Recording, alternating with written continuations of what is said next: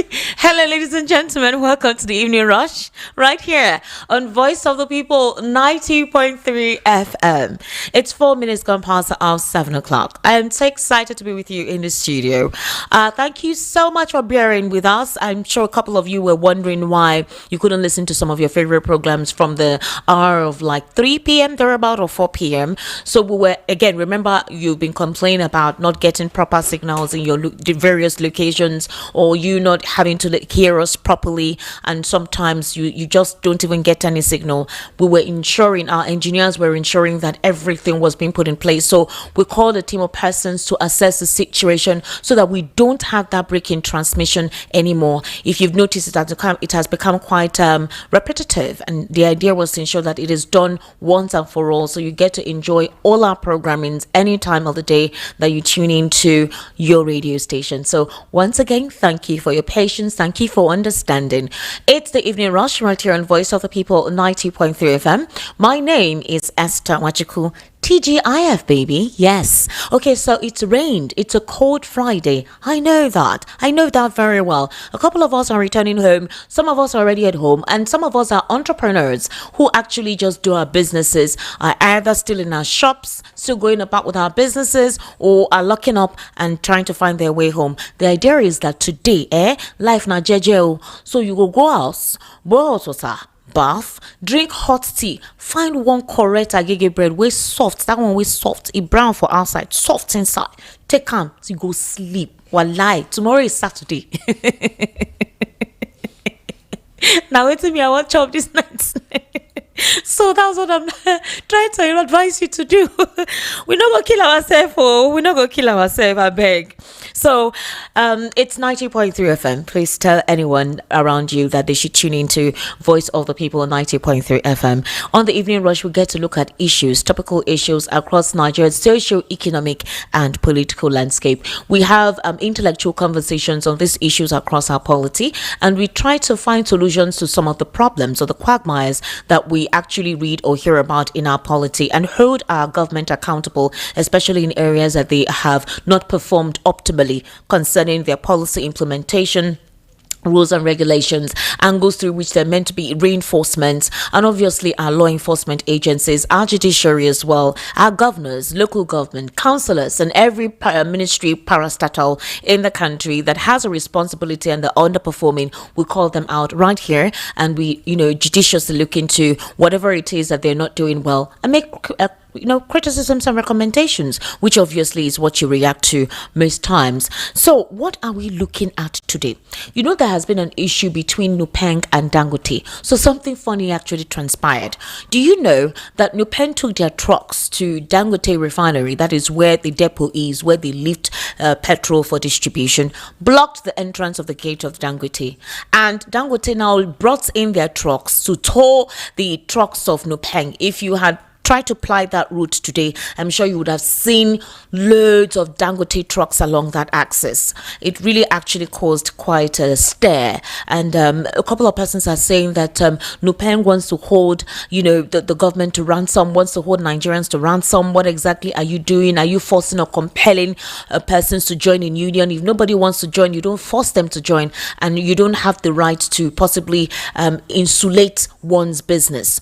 Okay, so here is what actually happened in order to resolve this, because the country at this time and our economy cannot go through that kind of hostility. We just can't. I beg, we can't. So the Department of State Services has reportedly summoned the management of Dangote Refinery and Petrochemicals and the Nigerian Union of Petroleum and Natural Gas Workers, NUPENG.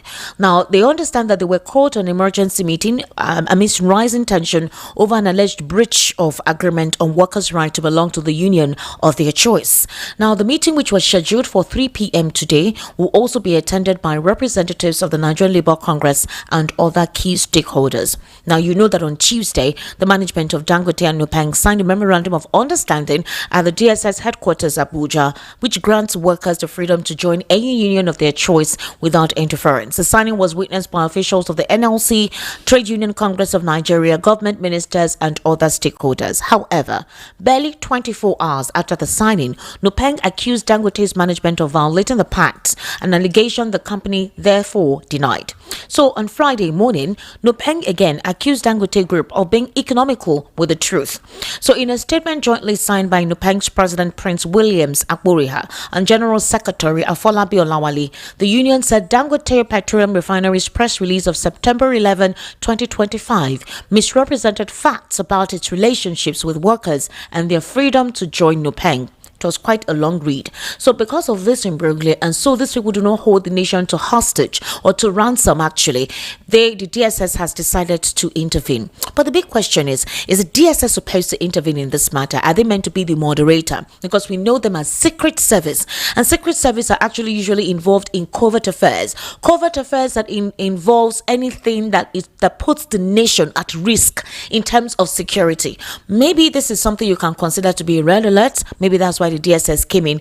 But recently, the DSS writing to Omoyele Sowore, writing with the DSS seal, telling him to bring down the tweet he made against President Bola Ahmed Tinubu, and that it is within their right to do whatever it is they want to do against him if he refuses to bring down that tweet within stipulated period of time. So we don't understand anymore the responsibility of our secret service that is meant to be covered being involved in some everyday activities that someone would consider to be a civil matter. So I really don't know what this means, but right now the role of the DSS is what is in question. However, maybe in this case the DSS can intervene, since the president is not in the country to call a roundtable for this conversation. And President Bola Ahmed Tinubu is the Minister of Petroleum. So obviously he was meant to call for a meeting to resolve whatever this is. So possibly the DSS, is an intermediary representing President Bola Ahmed Tinubu, since he's currently on a working vacation.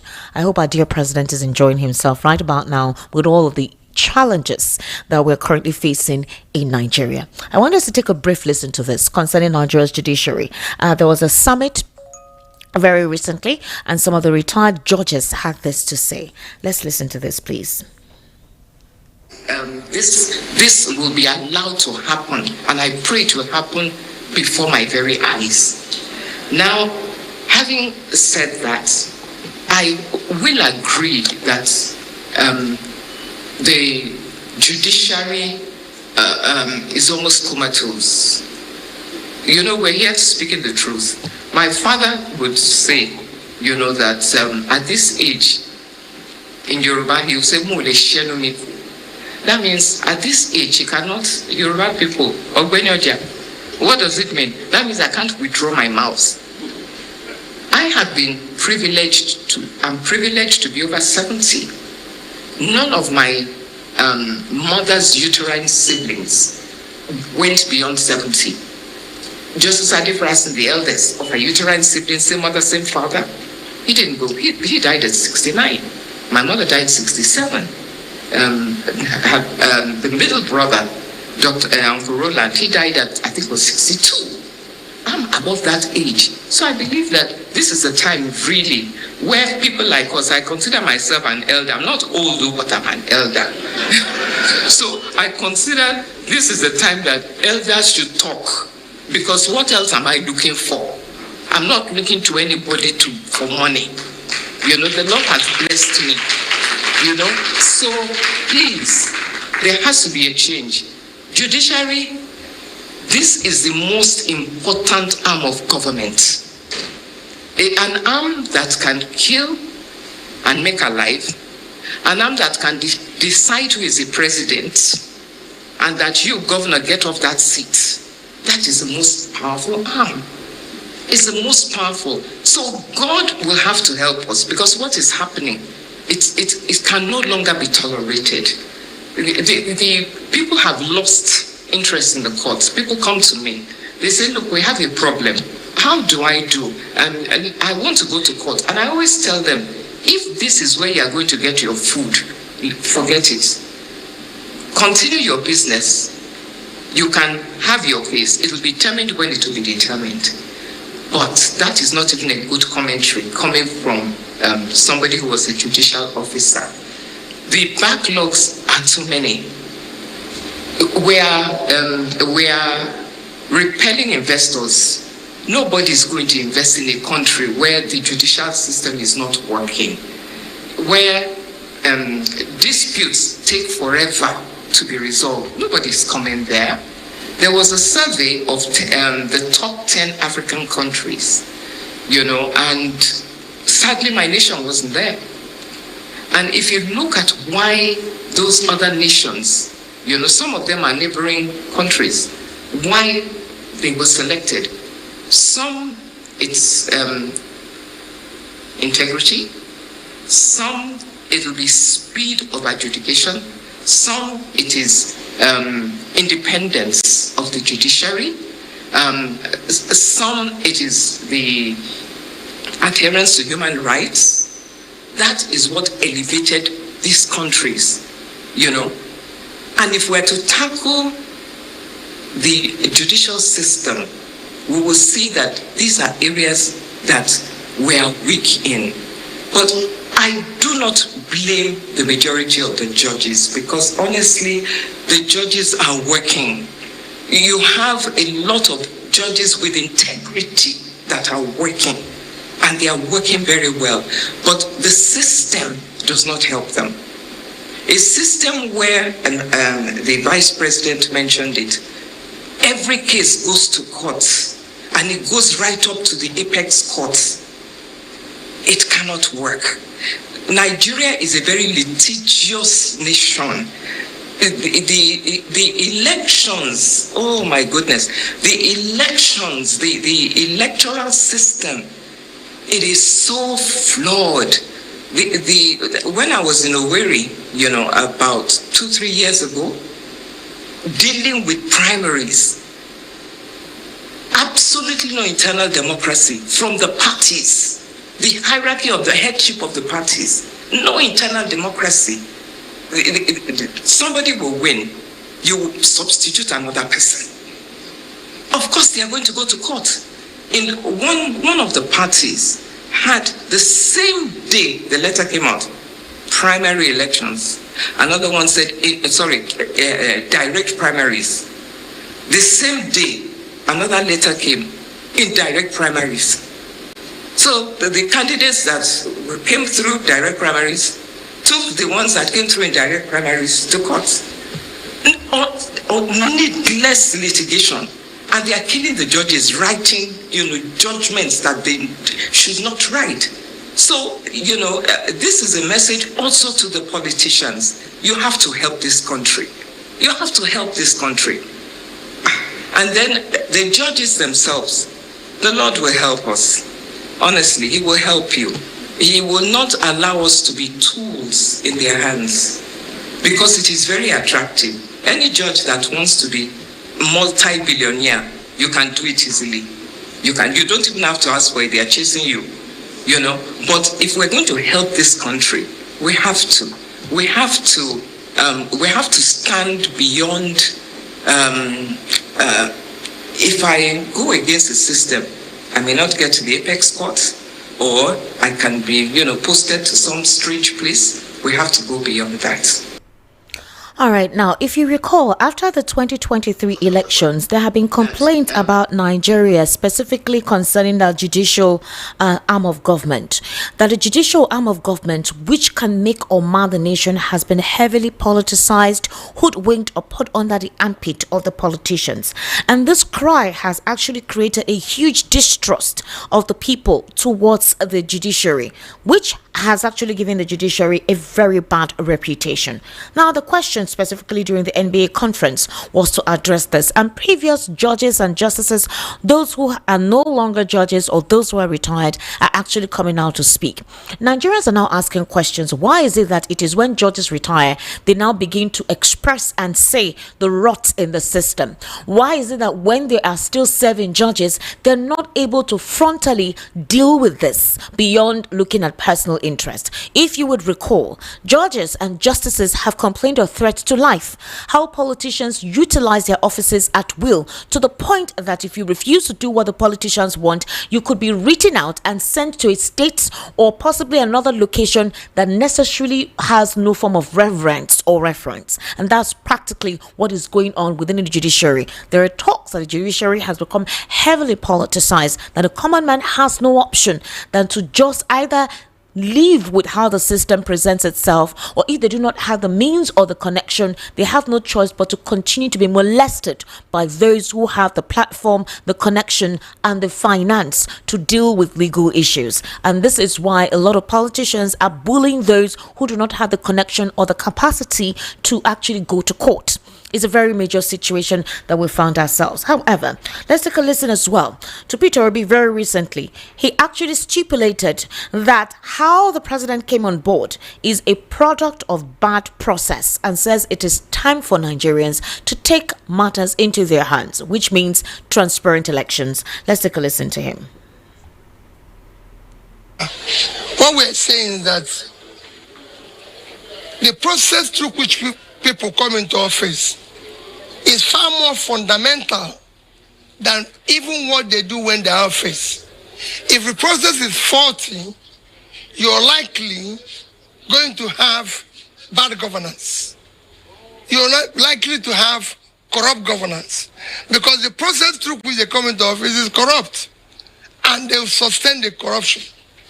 If it is bad, it is going to be bad, because there's no way people can come from a bad process and do the right thing. Well, for the Nigerian citizens, we've gone through bad governance enough that this is time for us to take charge. It is time for us to say enough is enough, because that process, faulty process we are allowing, is allowing poor education of our children, allowing increased infant mortality because of no primary health care, allowing hunger, despair, unemployment. So this is time for us to know that fighting the electoral process and making sure it's right is about fixing what is bad in our country. Thank you. Okay, now, a chieftain of the African Democratic Congress, Dele Momodu, has said opposition leaders, including former Vice President Atiku Abubakar, ex-governor of Kaduna State, Nasir El-Rufai, and former Anambra Governor Mr. Peter Obi, have successfully outmaneuvered President Tinubu's administration with their political strategy ahead of the 2027 general elections. This statement was made on a Monitor television program, which a couple of us may have actually watched earlier today. Momodu claimed that the ruling All Progressives Congress was rattled by the strength of the opposition coalition and was working to weaken parties through internal crisis. According to him, the APC's move to present Tinubu as a consensus candidate in 2027 was a reaction to the fear of a formidable opposition. He accused the government agents of deliberately creating factions and parties such as the Labour Party, the PDP, and the NNPP to destabilize them. Momodu disclosed that the ADC conveners anticipated such tactics and took proactive steps to safeguard the party structure from external interference. He further revealed that the opposition deliberately misled the ruling party into thinking they were aligning with the Social Democratic Party or another emerging platform before unveiling the ADC as their rallying point. He praised the resilience of the ADC leaders, describing them as several steps ahead.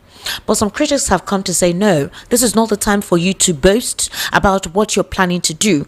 Other people feel that possibly Dele Momodu could be another mole, because why coming out now to reel out the strategies when the situation has not even commenced? There's a lot of hurdles for them to go through, which includes proper recognition and getting the mobilization and support from the grassroots, concerning the fact that most APC governed states are literally trying to prevent any form whatsoever of opposition gathering, meeting, not to even talk of when it is time for campaign, with the use of thugs and other elements that are considered mischievous and undemocratic. We're going to be looking into that in the course of the conversation this evening. I would implore you to actually bear with me. Now, you know as well that the ADC and PDP are heavily courting former President Goodluck Jonathan.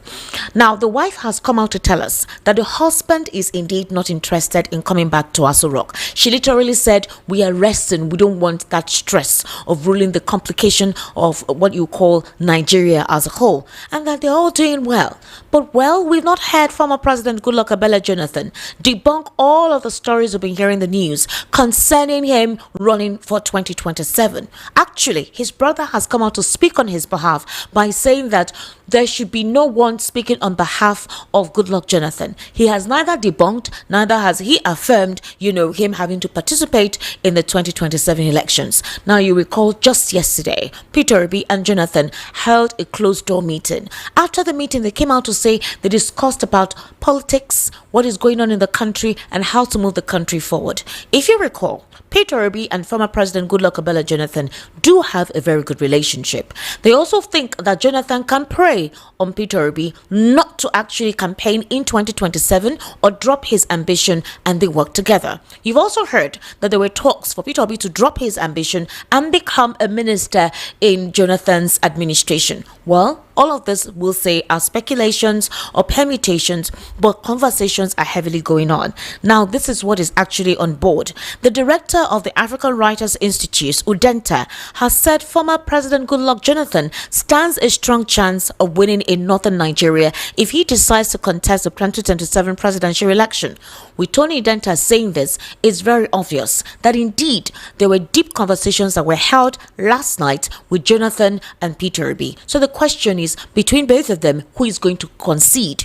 The ADC is cutting anyone right now that has a connection and that has a political affiliation to be a strong major opposition against All Progressives Congress. They are cutting Goodluck Jonathan, they are cutting Kwankwaso. The same thing too PDP is also doing. Now, PDP has told us that they are cutting they are cutting former President Goodluck Jonathan as well as Peter Obi. So right now is left for these individuals to decide what they want to do.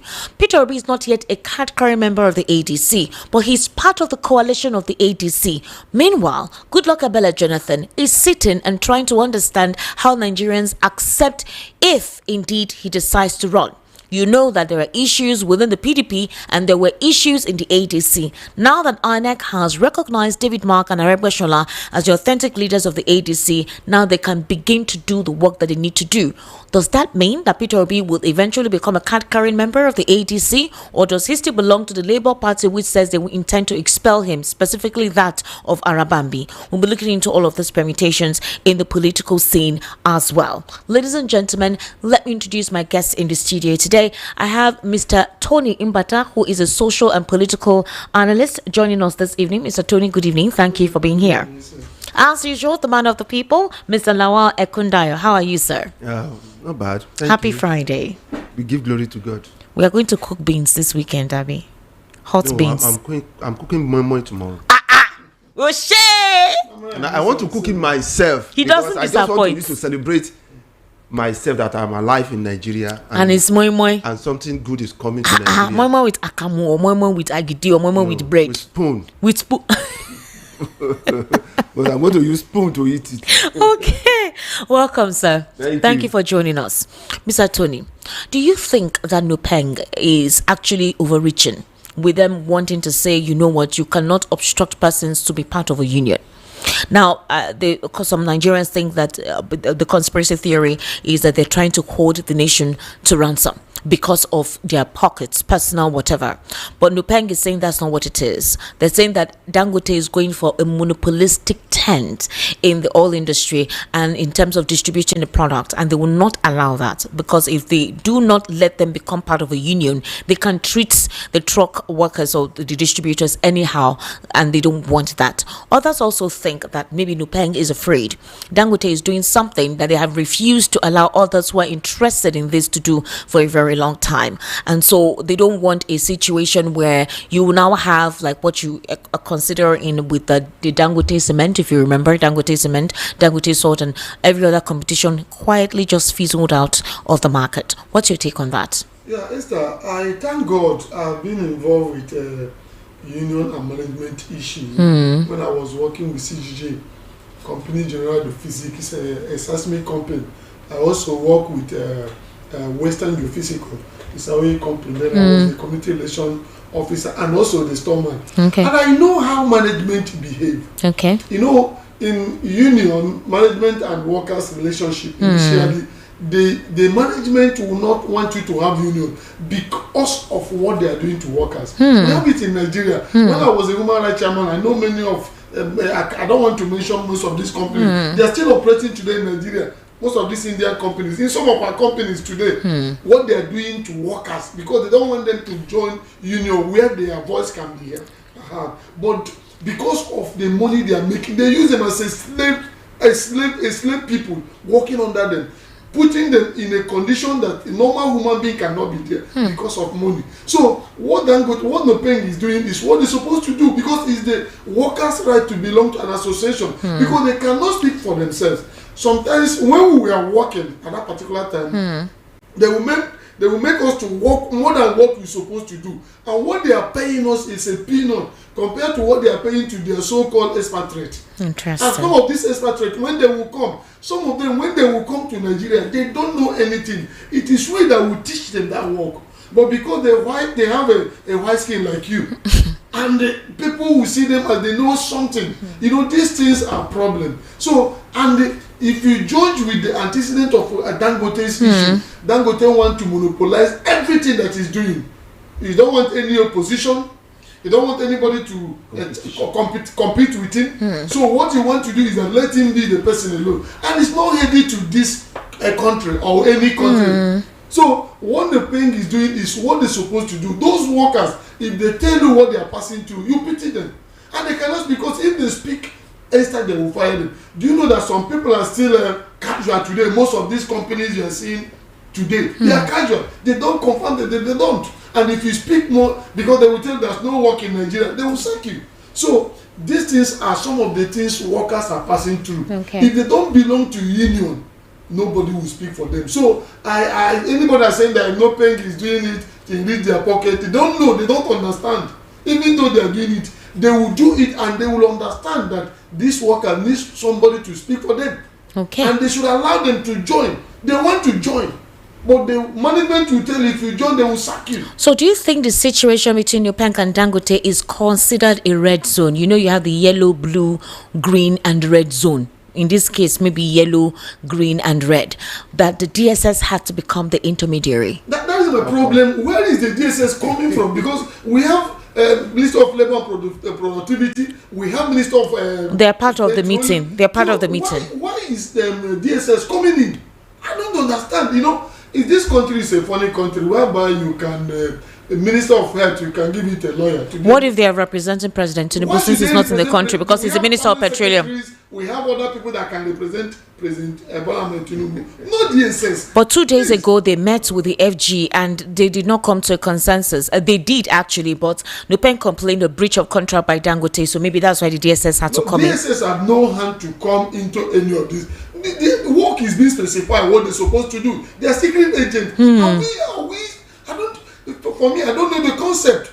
I don't know. I did labor economics. I don't know where they are coming in for the negotiation between management and workers, or between NUPENG and Dangote. I don't know where they are coming. Mr. Lawal Akundara, do you think the DSS have become a political tool as an instrument to be used by the high and mighty? That's one. Two, the responsibility of the DSS, do you think it's become lubricated and adulterated? They are now like foot soldiers to either any of the oligarchs in the country. Yes, but what you said, both of them are true, but I will expand on it. Okay. Now, DSS are like police.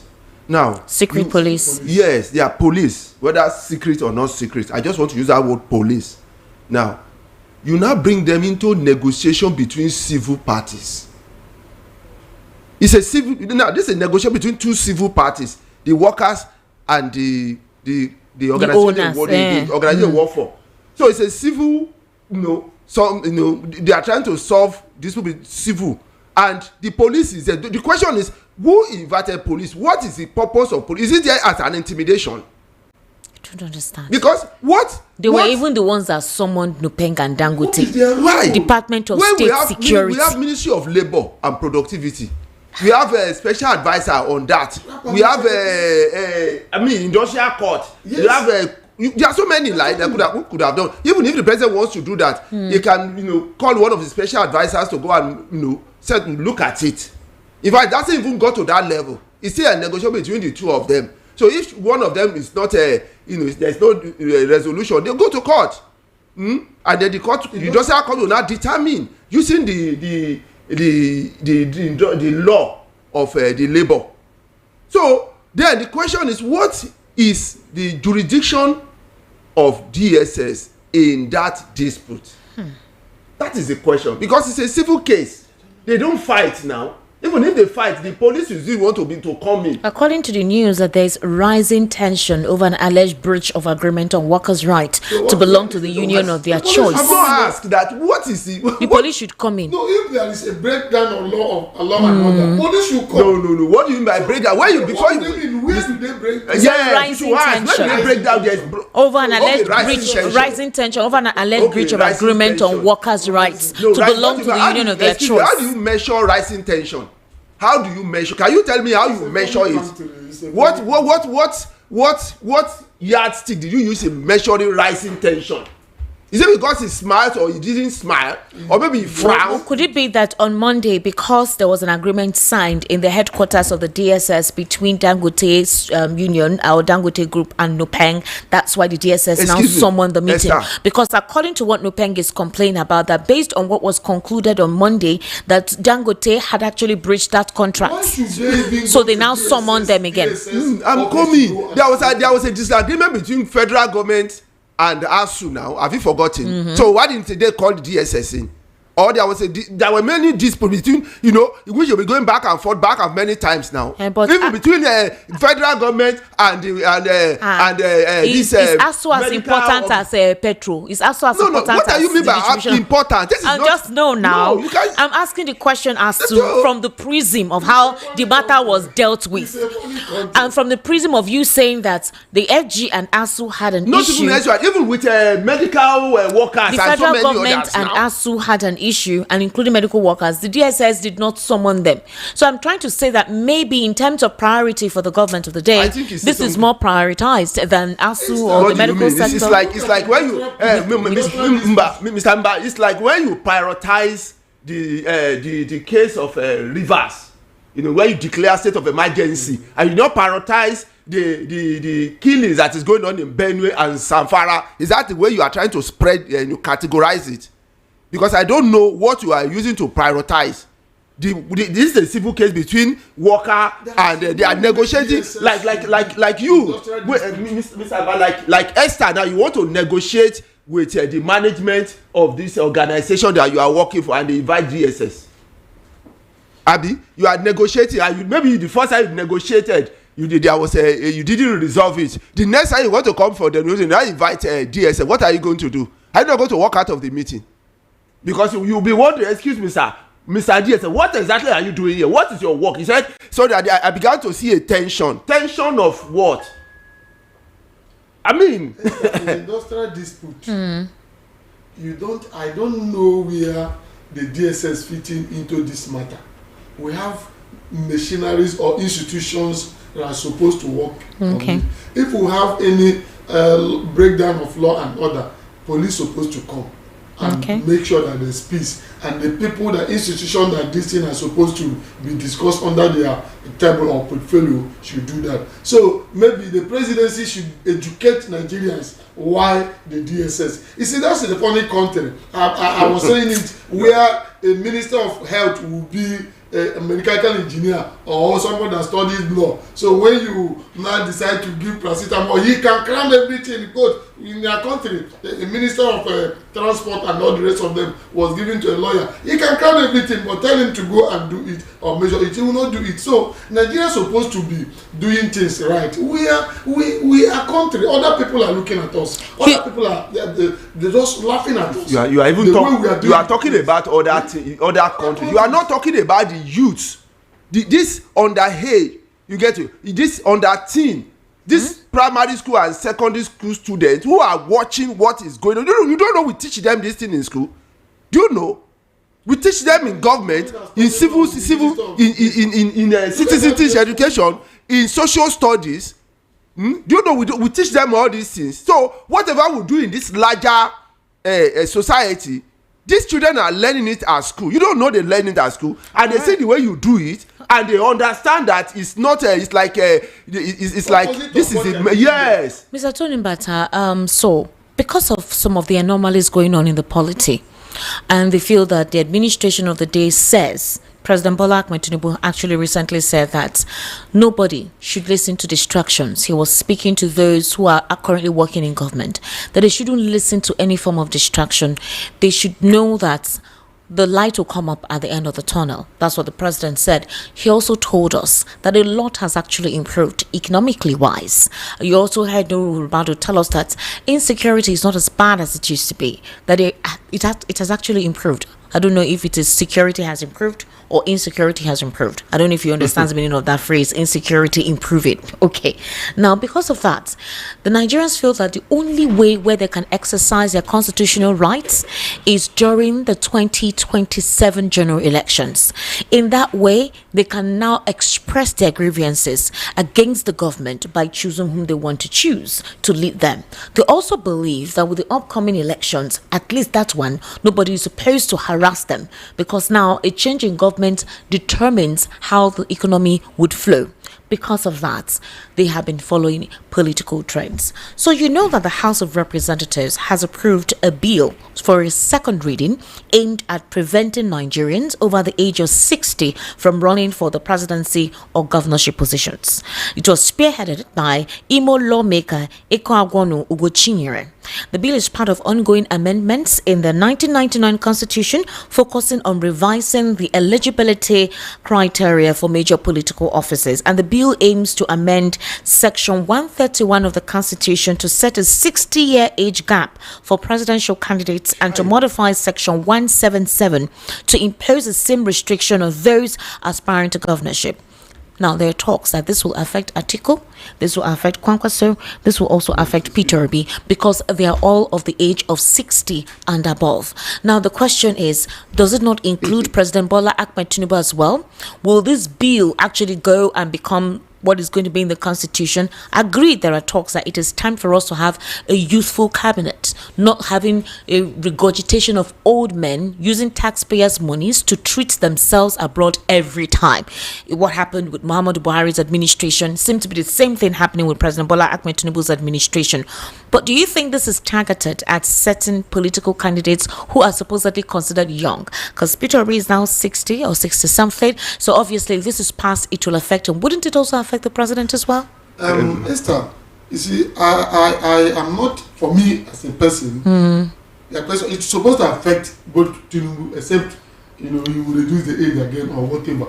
I know it will affect he can't him. reduce the age again. It will affect him too. But I'm not in support of such a bill. Okay. Why? Because Otis Okalo was how many years when he was the governor of Abia State? The governor of Kogi State, Yahya Bello, was how many years? Tomi Amechi was how many years when he was the governor of River State? Wike was how many years? What did they do in their states? Let's go to Abia State. When Otis Okale was there, we thought that something good could have happened because he's a very vibrant young man. What happened? We know the story. The case is still in EFCC that landed him in the jail, and they give him whatever today. Amnesty is still talking. Then Yahya Bello was a young man. What is happening? So it's not by age. It's by your conscience, who you are, the integrity factor. Okay. Who are you? How do you love your country? So you can see a young man of 20 years or 30 years, he would do worse than what a man of 80 years would do. We have American president today. Donald Trump, how old is he? What about Joe Biden?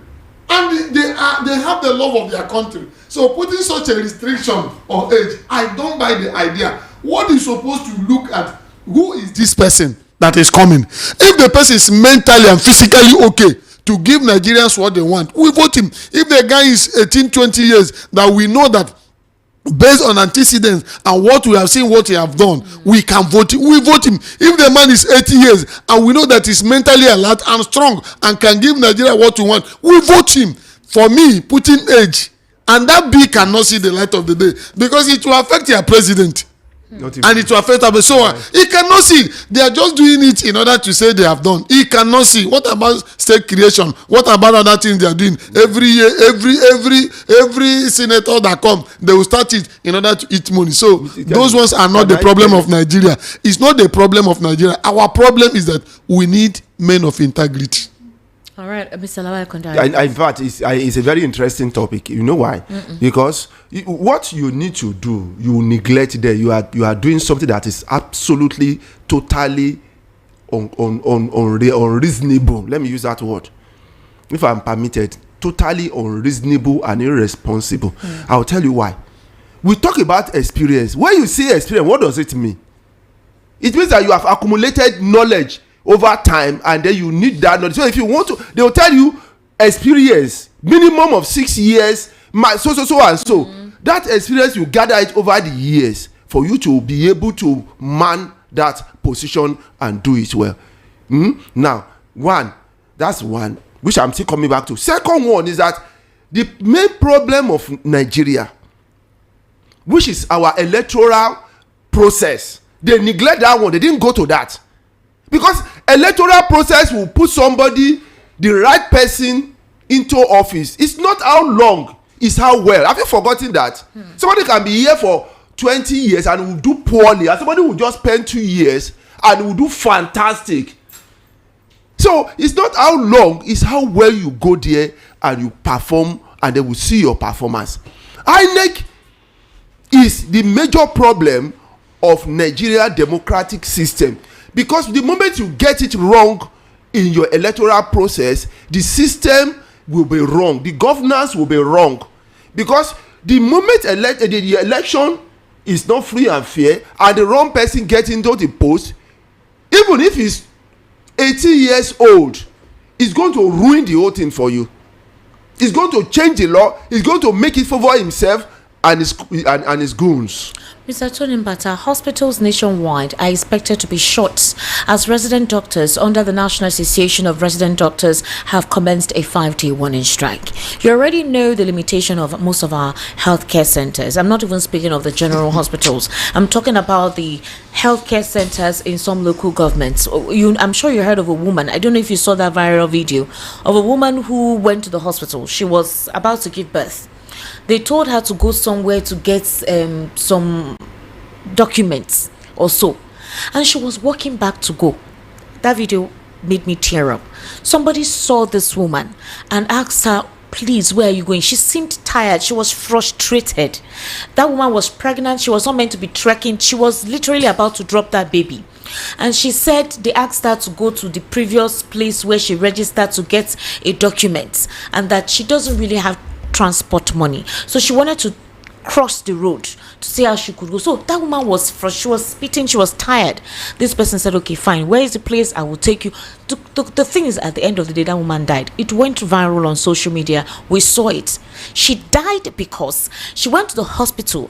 There was no empathy. They didn't see the condition of this woman. She was looking lean. She was looking sick. I think they said she had malaria or something. And they were asking her to go and get a signed document from the previous healthcare center she was. That was why she came to the hospital, a major hospital. So now these hospitals want to shut down. It is I and you who necessarily don't have the means to go to a private hospital that will get affected. We know a lot of women who are going through maternity visitation right now at the hospital, and the hospitals are shut down. So the question is, why has the DSS not summoned the Medical Doctors Association and see how they can come to an agreement like they're doing with NUPENG? Esther, I will answer that, but let me tell you something, my bitter experience about this hospital of 18. Because Nigerians, we are part of the problem of the rottenness of this country. At the time my elder sister did this fibroid operation, one day when we were battling this thing, she nearly died. I sat down at the hospital, I was crying like a baby, the frustration.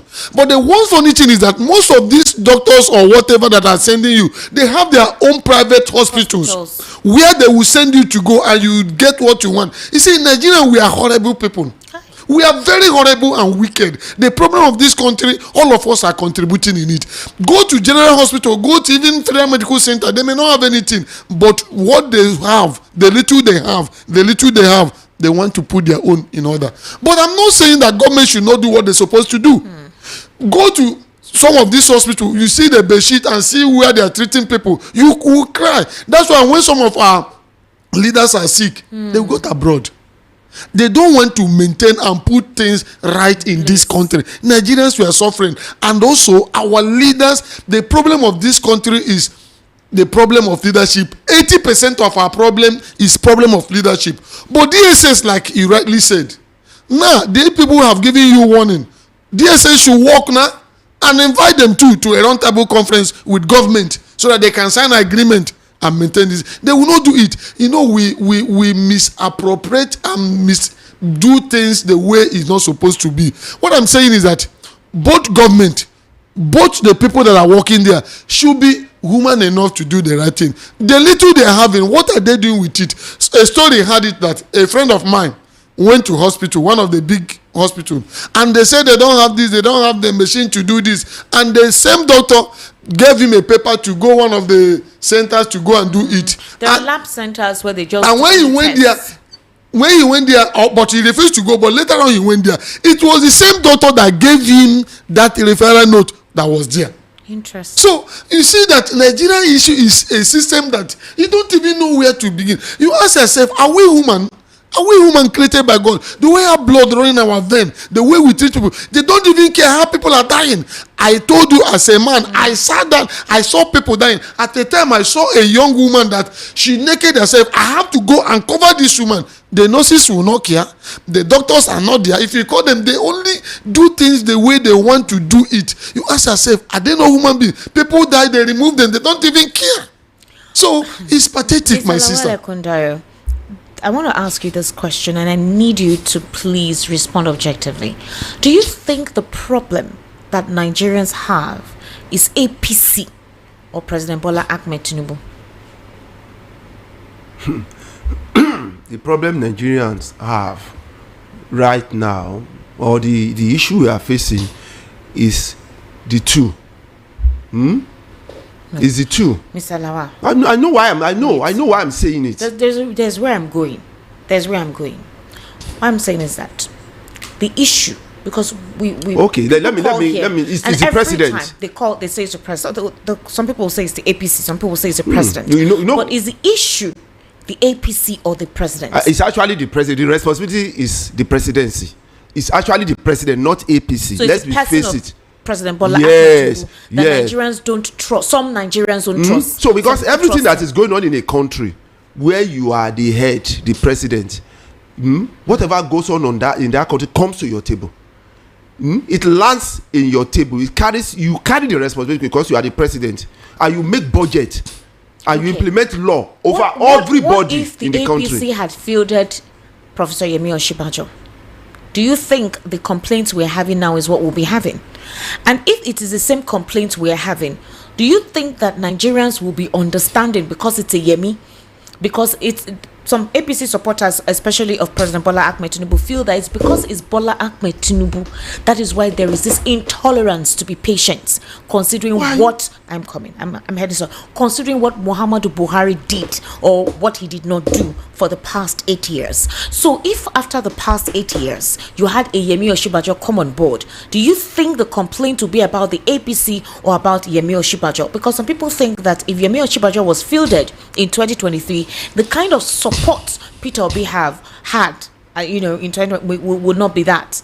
A lot of persons, even some Southeasterners, may have actually voted for Professor Yemi Osinbajo. So that's why I asked you that question. Is the problem the APC or President Bola Ahmed Tinubu? It's actually, when you talk about Nigeria, as a country. When you talk about what is happening now. Yes. Okay. So every complaint, every praise comes to the president's table. It carries the body. He carries the body. If they praises the government, the president gets the praise. He gets the thumbs up. If the people are complaining about the government, it boils down to the president's table. He carries the responsibility. It's his responsibility. Mr. Tony Mbata, what is the essence of being in a political party if your representative, the person whom you put up as your flag bearer, becomes a president and he's not doing what is right? What is the responsibility of the party to do? If people are now becoming angry all right, non-tolerant towards the political party, and they say it's because of the person you flouted as your candidate that is not doing things right, what should the party members do? You see, where the system is working, there are procedure of recalling or impeachment. No. You said the party. The party cannot bring the president, because the party is like a vehicle where we are going. So when you reach there, everybody move.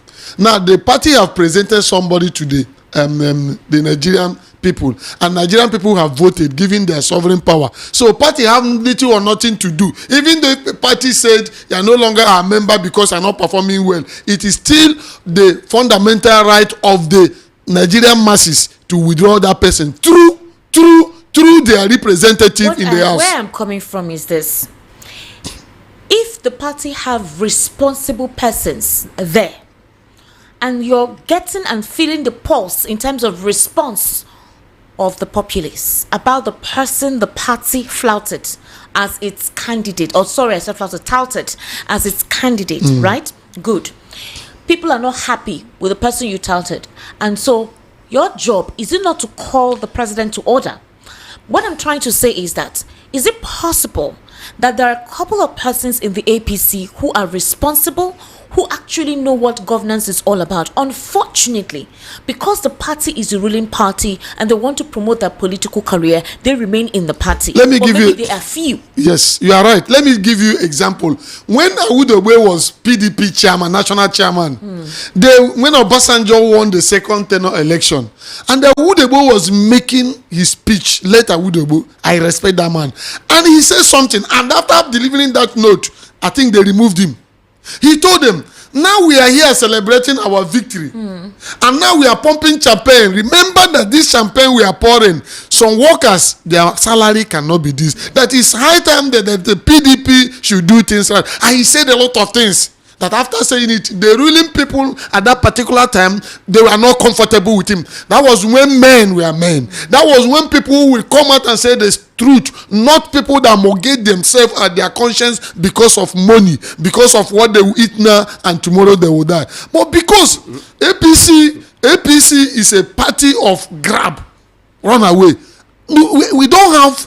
We have many people. We have people there that. So, Mr. Tony, but the thing now is, but they cannot speak. In this instance, it is the candidate that is a preference in most times. Whatever the candidate does reflects on the entire party as a whole. It's not supposed to be so. It's not supposed to be so. Because the reason why I ask this question is, some persons say, okay, what if today or tomorrow the APC says, let's invite Peter Obi, we are giving you the party flag bearer, you become our party flag bearer, you become the next president. The same persons who are condemning the APC, wouldn't they now support the APC because it is their preferred candidate they have decided to give that ticket to?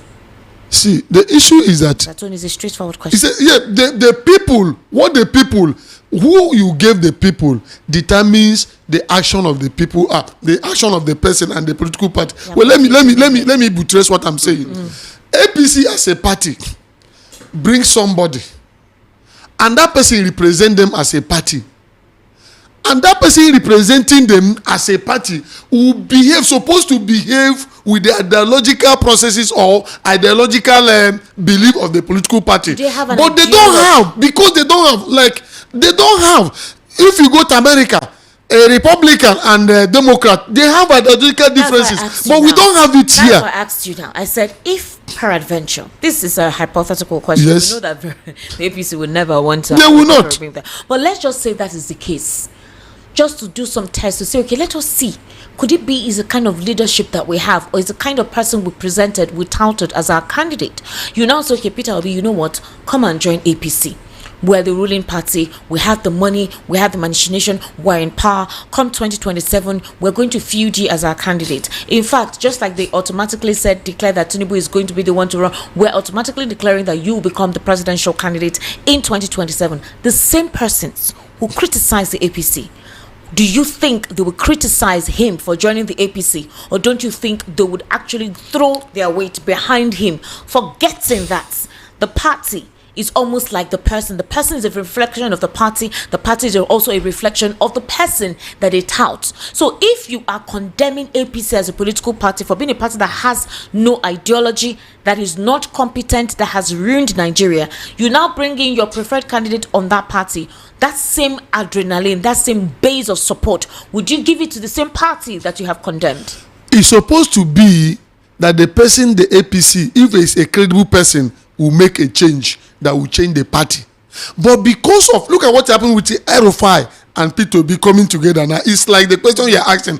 People are condemning, why must P2B fraternize with Erufai? Erufai that did what he did in Kaduna, and I love what P2B answered them. The issue is that individual are the people making these things that are being worst. APC as a name cannot do anything. It's we individuals that are doing it. So individuals supposed to change the party. Individuals supposed to bring the expected change that will translate to the development of Nigerians or the land. Like Awudobo as a person was able to speak out and tell them that we're supposed to do things right. He's a person. He's a member of a political party called PDP. But did the majority of PDP, do they do that? No. What they did was what? To do what? Condemn him, sack him, set him up, they remove Awudobo and put their own person. So if you put somebody, maybe a good person, Yomi Osinbajo, into APC, if they don't give him support, Osinbajo was in APC. If he has picked that ticket, he will have making a change. Because we know the kind of person. Well, okay, fine. He will have make a change. That's why I asked you. I said that is a problem, Tinubu or the APC. Tinubu is the problem, because Tinubu is a problem, not APC as a party. APC is a name. It's you that will tell people that I am good. Like a Labour Party is having issue. Abia State Governor, is he not working well? It's an individual. You write your name on the gold. Like Ekundayo said, everything boiled down on you as a president. We are giving you our mandate. It's an individual thing. It's an individual that will know that I have a name to protect. I have a country to fight for. I'm no longer myself. I'm a public servant. So, but because an individual is not credible enough, he will begin to misbehave, looting money, doing all the rest of things, and they say APC. APC is nothing. What's your take on this as well? What if the APC? I give a hypothetical scenario. If I because you just give me a yes or no question. That's why I pick yes. Okay. But in between, if you look at the philosophy, it has a lot to do. Because a party will not pick somebody who will go against their philosophy of the people who decide the affairs of that party. Okay. Now, if that party is that type of party in which they want somebody that will be bringing money and opportunity to the top members, the party will go along. But if you have somebody who, the party who wants somebody that will work, you see that immediately be feeling somebody else. Like what happened in America. At a point, it was even the Republican, Democrat, that told Joe Biden not to go again. He wanted to go. Pelosi was one of them. He said, you can't go again. Let your vice go. Now, but here, the problem we have is that some people, they form some kind of godfatherism and occultic, group in that party, and they decide their affairs. By the time they do that, that small pocket, they will not put somebody, they will make somebody a flag bearer, somebody they know that will favor that minority. It will favor that minority. So whatever that minority does or wants is what the president is. That's why you see some president in Nigeria will say, I don't even know they were saying this about me. Even during campaign, they will say, I don't even know they said so and so thing. You will never see them around. That's why most of Nigerians don't know their councillor. They don't know their chairman. They don't know their reps. They don't know. They don't know. Even those, when I was small, you see governor coming every now and then to your school, to your area. People see your governor like you see every other person every day. But here, they are so different. They are so like some kind of demigod. Anytime they come out like this, like a god is coming out. But in those days, in the time of Jakande will come to primary school. Jakande will go around. Everybody will see him as this is our governor. Everybody will greet him. Everybody will talk. He's ready to listen to hear everybody. But today is not so. Let's take a very short break. All right? Okay, thank you. Want to pay some bills, so we'll be right back.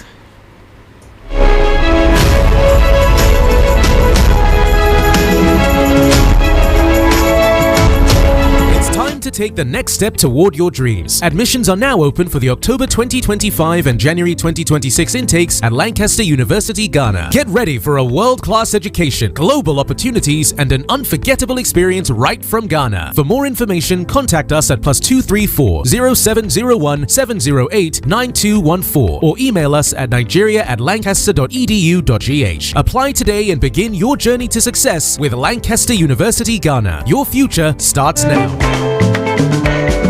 Customer, welcome. What do you want buy? I want buy changeover. Quarter fuse and distribution board made of 100% heavy duty copper. Oh, come, I get them. See, I'm here. No, now I'm looking for Slatter Star J quarter fuse and distribution board, Nipo quarter fuse, Star J solar battery, inverter, MPPT controller, and solar panel. But Oga, don't worry, I know where to get them. Whether na Star J changeover quarter fuse, Slatter distribution board, Nipo quarter fuse, Star J solar battery, inverter, MPPT controller, and solar panel, Star J ceiling fan, sockets, all earthen materials. Make you no go do cover-wise pan foolish show. Slatter Star J Indian product na #1 since 1961. Made of 100% heavy-duty solid copper with no compromise. Available in all leading electrical shops nationwide. Slatter Star J na you Pico.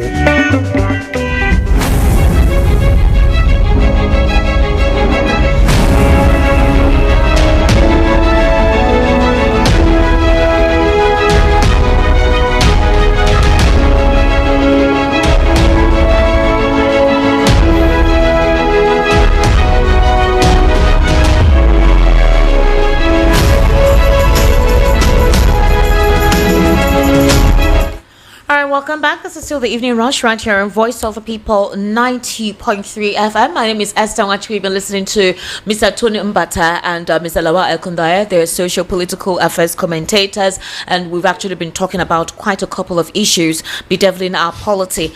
For example, I'm sure you saw recently where Bashir El-Rufai said that it's important for Nigeria to go back to a regional system of government, that we are not one Nigeria.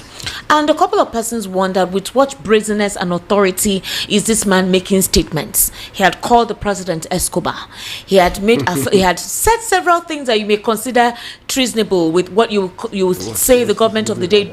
Well, the government of the day will say it's treasonable. Have you recalled those who chastised and called out the president? That's libel. The DSS came very early in the morning, picked them up. That's why we don't know what DSS is doing. We don't know their work anymore. That was basically what it was. That was also the same thing that was experienced during the fearless protests, right? Now, El-Rufai's son has been talking. The guy has been talking like, I can say what I want to say and nothing will happen. So, based on that particular regard, Ima Powerful, the spokesperson of IPOB, has come out to say that, can you imagine, the very thing you are detaining Nnamdi Kanu for, the very thing you are criticizing him for, is what this man is saying. Would you say now that El-Rufai is agitating for disintegration of Nigeria, for wanting to say that we're not one Nigeria and that we should go back to a regional system of government, which is what Nnamdi Kanu is advocating for IPOB, self-determination or something like that? Now, in a statement, Ima Powerful said the remark, which mirrored the long-standing position of Nnamdi Kanu, exposed what he described as Nigeria's monumental hypocrisy and ethnic bias. According to him, he said, ordinarily, IPOB would not waste its time on the deliberations of these individuals that claim exclusive ownership of Nigeria. But this open rejection of one Nigeria by El-Rufai's son exposes in the clearest terms the monumental hypocrisy and double standard that defines Nigeria. IPOB drew a parallel between the treatment of Kanu and El-Rufai's son, accusing the Nigerian government of selective persecution. So my question is this. I mean, if you had followed the remarks from Nnamdi Kanu, the statements he had made, the utterances he made, especially towards President Bola Ahmed Tinubu now, you also keep it possibly that some people termed it to be that he had a personal agenda, sort of beyond the general statement of the self-actualization of, Biafra. But let's look at this thing from this prism.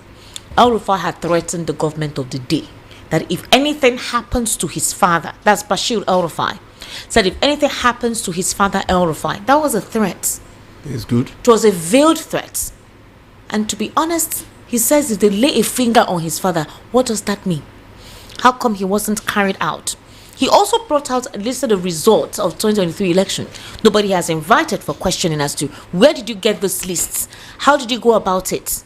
That's not the only thing. Now you're making a statement which a couple of persons will say it's undemocratic, doesn't represent the ethos of the supposed one Nigeria that we practice, and nothing has happened. So would you understand the line of thoughts, the angle that Emma Powerful is coming from? Yeah, Esther, the issue we are having in Nigeria is that we Nigerians, including me, we don't know our sovereign power. And Nigerians, we are contributing to this moral decadence and this issue that is happening in Nigeria. Because if we know, Esther, you give... maybe you are coming back, as you are coming back from work, your light is not working. You call an electrician, you give him money. So, okay, tomorrow, fix my light before I will come back from work. And the electrician did not do it and you come back. What will you do? You are going to rush to the electrician. Either electrician will come and fix it or you collect back your money to find somebody. In fact, you can go extend for him to pay you for the job not properly done or not done.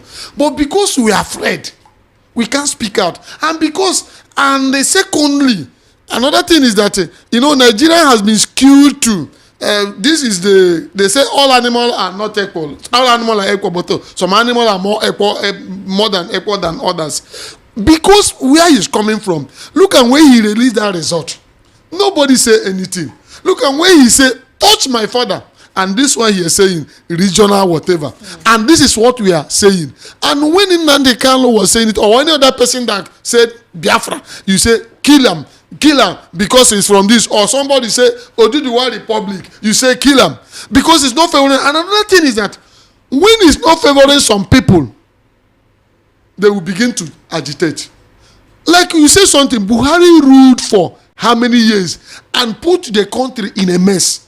The Arawa, the North did not see anything bad in it. They didn't see anything bad in it.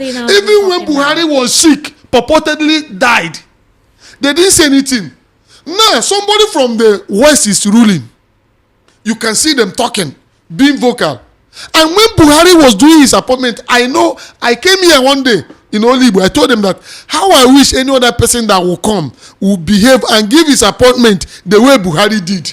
Remember that Buhari went and built a dry seaport in their place and built railway to seaport. Where did water they come from? Build railway to Dawara, build to Niger. Listen, build Niger. Nobody complained. But now, somebody is doing it. That's why I say those fear theory they are saying the North is talking, the North will do this, that we should not buy into it. But what the young man is doing, I admire what he's doing. But we are saying it. If Nigeria is not viable, let us go back. And the APC said they want to create regional this, regional police, regional this. They believe in it. Why are they not doing it? They have entered there. Nothing is happening. So Nigeria is supposed to have, if we cannot be, let us go into regional government. And when we have it during the other time, Tafawa Balewa, you see healthy competition. People that are doing cocoa, they are doing it. People that are doing rice pyramid or cocoa or oil, they are doing it very well. You see healthy competition. But now because we are tapping oil from somewhere, some people will sit down. Some state government cannot even generate anything. They are believing that a revenue will come from Abuja, allocation will come, they can't do it. So let us go to region. If we can develop ourselves, the young man, what he's saying is right. But someone that said it, where did they put him? He's still in prison. That is injustice. Mr. Lawal Kundaya, since taking office in May 2023, I am coming. This is very important. Tinubu has made about 40 international trips, some of which are believed to be for medical reasons. Well, according to Sahara reporters, I don't know if this is true, because a couple of people think this platform deliberately targets the presidency. Well, they said that he has repeatedly continued his smoking habit. Based on Sahara reporters, a source within the presidency told them that despite repeated efforts by those around him to actually ask him to quit, Okay. Now, the sources also noted that while concerns have been raised over the health implications, the president has so far refused to change behavior. Okay. They say his smoking addiction is an issue. The president is still smoking, and despite efforts to get him to stop, he has refused. That the president's handlers concerned about the issue believe that as a national leader, the president's personal health choices are matters of public interest, and that since taking office, he has actually taken on international trips 40 times, and some are believed to be for medical reasons, especially those that have no official explanation whatsoever. That his frequent international travel has sparked persistent speculation about his health, given especially the number of trips to Europe, especially France and the United Kingdom. And while many of the visits are officially described as working trips or diplomatic engagements, Sahara reporters say that they may include medical consultations. Okay, you want me to respond? It's serious and it's funny. Now, let's look at this. Let's look at this. The King Charles, there was a time he had some health ailment, and they told everybody. They simply tell everybody when Trump got caught this coronavirus, COVID-19. They just told everybody. When Queen got this one, she said, okay, I'm isolating, and everybody knows, and she was treated, and everything was fine. But when it comes to Nigeria, you will never know. They don't say it, they don't say it at all. No matter what happened, we really hear what the number one person that we are paying the salary is using our money for. So, and sometimes we have something like a working visit abroad. I don't know what they call working visit. What does that mean? Benin Republic, Chad, Ghana, Senegal, Guinea, Equatorial Guinea, Kenya, Ethiopia, South Africa, Tanzania, France, the United Kingdom, Germany, the Netherlands, the Vatican, the United States, Brazil, Qatar, the United Arab Emirates, Saudi Arabia, and China. What about that small country we went to that? St. Lucia. I've forgotten that. Did you know how that one to read? You see, Esther, you ask yourself, all these things the president of Federal Republic of Nigeria is going, let us see the economic impact in the country. How Nothing. you have economic impact? And he's saying, look at your president cannot even disclose what is wrong, but he's busy paying millions and trillions for them to not expose his academic whatever from USA. So you see, tell me where a country, tell me any country of the world that can come and invest with us, where your president will say, don't disclose who I am, what I have done, my academic qualification or whatever. But the president has said we should not be distracted. Why must it's not supposed to be like he's saying? See, these things are to tell you that Nigeria, we have entered a place that we must be stones and wood in Nigeria. I blame Nigerians must be stone and wood for us to believe that. Nigeria is supposed to booming. Your salary will be enough for you. It will you a public servant. Nigerians will be saving more, and everybody is keeping quiet. The economy is booming. But we say we have institution, we have judiciary, we have senators. Let's face this. There's another angle I want to look at it. Let's look at countries that are doing fantastic. Let's look at China. Let's look at America. Let's look at UK. Let's look at France. France are they doing well now? No, they are he's going to France to make sure that they give. France is coming to collect money from us. Don't come France. Don't come France. Listen, France is one of the, because you check they are in the world, their economy, they are one of the, I think the 6th or 7th in the world. They are one of the booming economy. Now, no matter what you see, no longer like that. It is like that. Go and check it now. The economy is still good. Now, let me tell you something. Where I am going is this.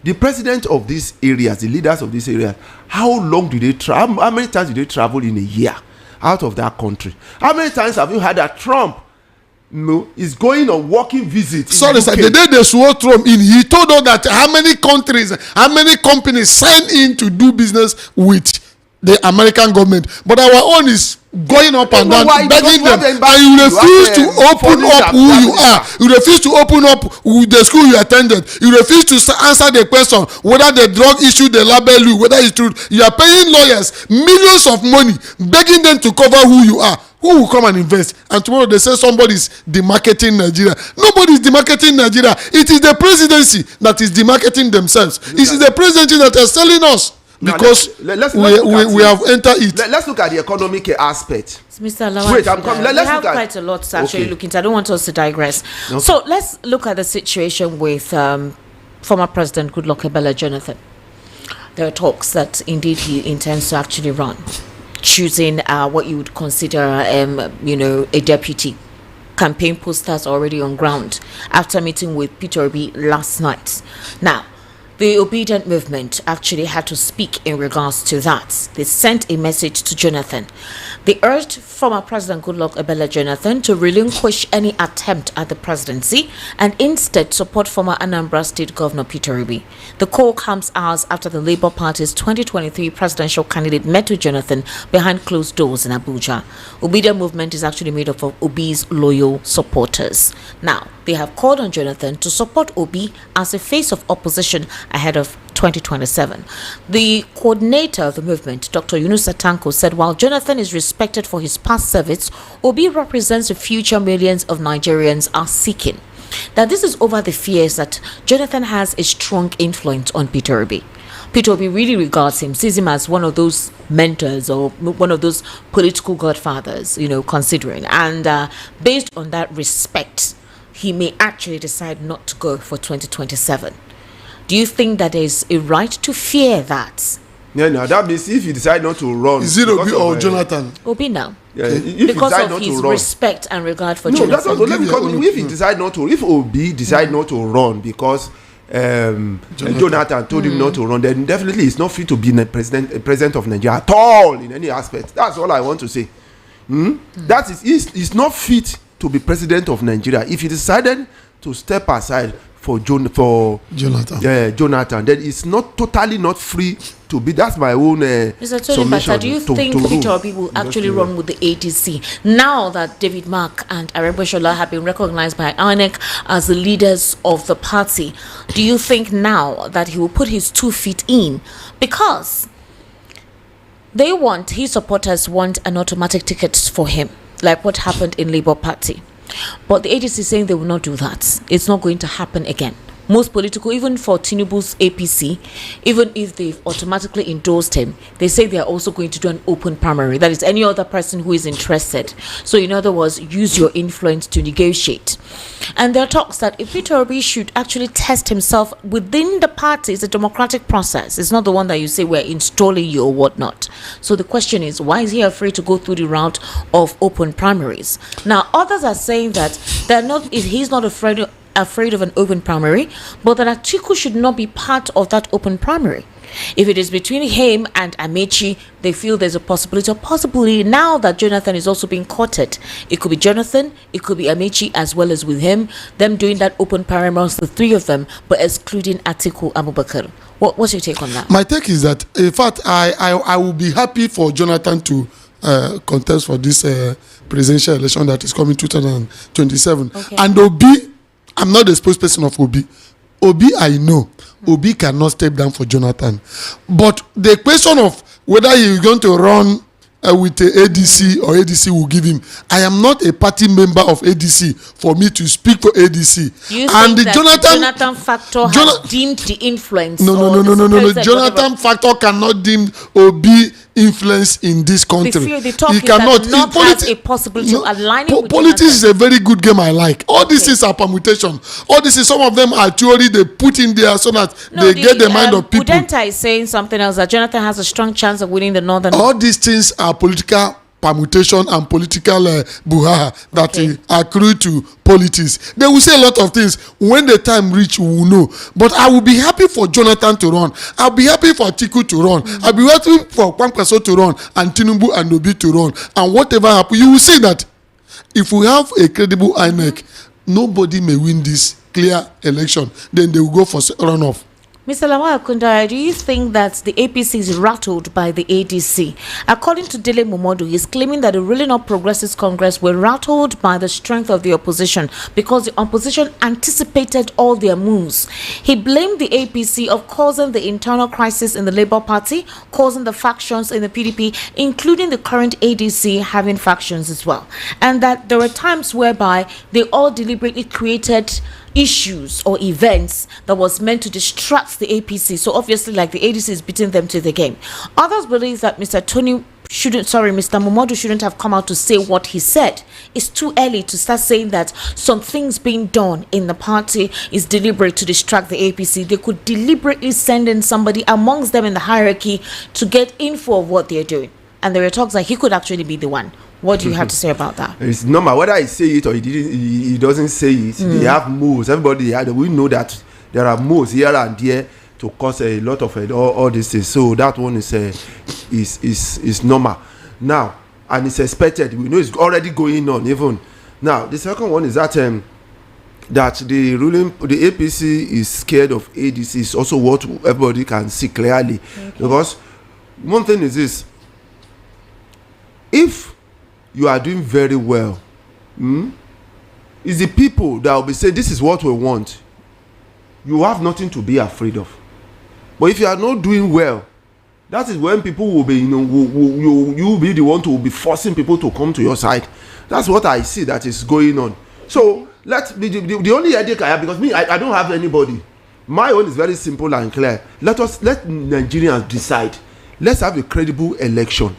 So anybody who's trying to fight against credible election, that means that person is the one that is not credible. Is the one that is a loser already. So he's afraid to change goalposts. We'll use that word in football. Change goalposts. He's one that's trying to change goalposts and influence the referee and some other things that we have seen all over the place. So that is what I say about that. All right, ladies and gentlemen, it's time for us to get your reaction on some of the issues that we've discussed this evening on the Evening Rush. The number to call is 080-3692-9933. 080-3692-9933. The WhatsApp number to send your messages to, not to call, so you don't get disappointed if the network is not so good, is 0817-1756-338. Okay. Hello. Good evening. How are you? Fine. Good evening. Welcome, sir. What's your name, please? My name is Mr. Vision. I'm calling from Medjugorje. Mr. Joshua. Mr. Vision. Mr. Vision. All right, Mr. Vision. Yeah. Please go ahead, sir. Okay. Good evening, Mr. Tony Mbata and Mr. Lawa. Good evening, sir. Good evening, sir. Hello. God bless all of you. Esther. Sir? You see, Peter Obi. Peter Obi is a gentleman and a very wise politician. He is not foolish enough to step down for Goodluck Jonathan. It's not possible. It's not possible. Maybe him indoor does not mean Jonathan want to cajole him or use his influence over him. Peter Obi is smarter than that. There must be talks of either Jonathan should step down or some legal advice. Peter Obi is a very wise man. Please. And Erufai's son, I want to say something quickly about him. You see, it's another example that North is the only outlaw in Nigeria government. You can find people talking anyhow. I remember when President Buhari was treated by a sheikh or imam or whatever. Yes. Hello? Oh, okay. He's done with his call. Hello, good evening. How are you? Turn down the volume of your radio immediately, please. Hello? Hello? Yeah, good evening. Hello? No, good evening. You're not loud enough, sir. Are you using your earpiece? No. Okay, let me try this. Can you hear me now? Yes, it's better. What's your name, sir? My name is Taiwo, calling from Morele. Mr. Taiwo, welcome to the program. Please. Good evening, Mr. Okundayo and Mr. Tony Mbata. Good evening, sir. Good evening. You see, sometime in this country, I try to just get through to the program, but it's quite a long time I get through. Thank God today I can try to put in. Sorry. You see, for me, I don't know. Maybe let me just put it like that. Maybe I don't believe that we have a country. I don't know. Maybe let me just put it like say we don't have a country. But we can't say that at least we are living there now. What do we do? Because we don't have a choice now. That is why, you see, I've never in my entire life, you see, ever since I was born, I've never paid attention to the politics the way I put it now. Since the last time this same POP and this thing advocate for us that everybody should get in PVC, everybody should get in PVC so that you can be able to, so everybody just come out and see maybe things can change and get the PVC. At the end of the day, when they do their dabaru everything, just tell you to go to court. Go to court. If you cannot do anything, go to court. At the end of the day, everybody go to court. Even Peter will be at the end of the day, go to court. What do we get at the end of the day? You see, I have never in my entire life see the kind of government we are running now. I was so disappointed in our president. Tinubu was so disappointed. I have never seen it. See, when Buhari messed up this country, I was saying that maybe in the first place I did not support Tinubu because I know the kind of government Tinubu run. Tinubu run government, party government. So much. That is very good at that. So I do not support him in the first place. But when I see that the way he's going in this 2023, what is it called, the last election, I say that this man is already, so it's like he's going to win this election. No matter how bad it is, no matter how worse it is, he can never watch the way what's Buhari did to us. I was so surprised now. Even people now praising Buhari. Oh my goodness, God. See, I don't believe in election in Nigeria anyway, but we don't have a choice because I've seen all these things that we are doing. Like even after everything, after the fight, we don't have anything. Like it's like they don't even listen to us because they don't do. He was doing what he's like to do by himself. Anything you like, you talk. Anything you like, shout. We should do whatever you want to do. Then nobody can do anything about it. See. I will see what Nigeria, I will see what the Tinubu have done in the last 2 years. My greatest fear now, I will tell you, is how this Tinubu will not come back a second time. Because I know Tinubu very well. Tinubu can go to any length because of power. Hey! But my greatest fear, I'm telling you, how Tinubu is going to come back a second time. I never see anybody. I pray if Obi and Atiku, because I know Atiku cannot come as a deputy anyway. No, but you can't. Yes, I know. But if Obi can, maybe because some people maybe many people that don't know politics, I don't know, they will say maybe the way it is, maybe if Obi and Atiku can work together, maybe things can change. I'm not sure about it. I was just saying it. But for Tinubu not to come the second time, I beg all the Nigerians, I beg many of us to get our pieces and try. Maybe we can stand firm and make sure we can fight for this. If not, Tinubu, my greatest fear, I'm telling you again, is how Tinubu is not going to come back in second time. That man can go to any length because of power. All right. I'm telling you. For calling, sir. How are you apologizing? You know what you're seeing for you to make the statement you're making. So there's no need for you to apologize. 08036929933. That's the number to call. 08036929933. And the WhatsApp number is 0817175638. Hello. Good evening. How are you? Hello, good evening, Esther. How are you? Welcome, sir. Welcome. Yeah, my name is Kingsley. Your name is what, sir? Kingsley. All right. From where, sir? Okay, I'm calling from Lagos, sir. All right. Research. Welcome. Yeah. Please go ahead. Thank you. Yeah. I don't think Goodluck Jonathan, if he contests the 2027 election, he'll make an impact.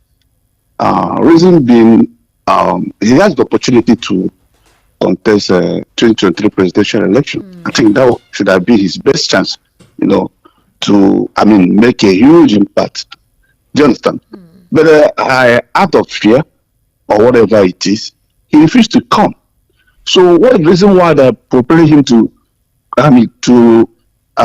consider whether to contest 2027 election or not to contest is because his friend in Ghana, John Mahama, do you understand? The guy persistently contested the election after he lost. Okay. Do you understand?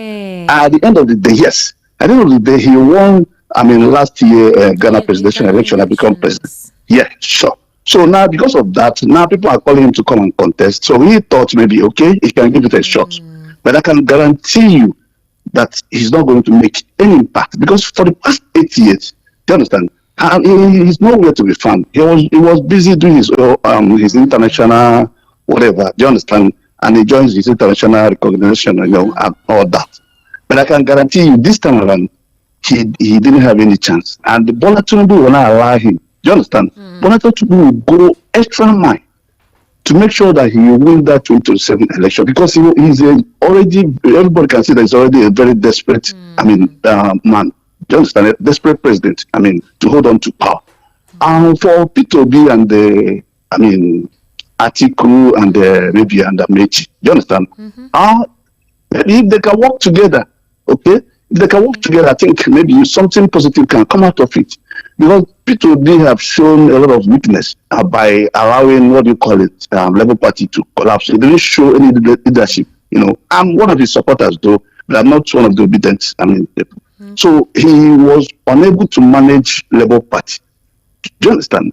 And for me, that's a sign of, weak leader.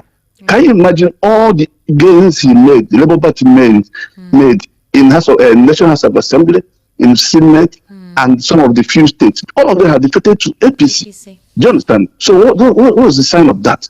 So for me, he can try again. Maybe if Nigerians, vote for him, we will. Do you understand? Okay. But for Goodluck Jonathan, he should go and forget about 2027 election and allow other people, maybe like P2B or maybe anyone else to contest that election. All right. If you allow me, I want to say something. When you said the Labour Party members that have decamped to other political parties is a sign of weak point on P2B. I don't agree. Many people, he could not handle. No. It's not even P2B problem. Labour Party is not P2B problem. We know what is happening in political parties. That in fact, political party is supposed to be bigger than the candidate of the party. If things are running well, and we all know what is happening. P2B cannot. Tinubu would have intervened. Intervene in what? Remember what is happening. No. The way you have democracy. Look at the CPC complaining. They have also a problem. PDP also have these things. It's individual thing that people will win a election on a political party. You decamp. Hello. Good evening. Good evening, Angela. How are you, sir? You there, road? I did road. All right, sir. Please quickly go ahead then. Okay. Mr. Tony Batan, our honorable guest, our favorite guest every day. Labour Party matter. Labour Party, before they know that people will have won this election, they planted Arab ambition. Nothing they can do.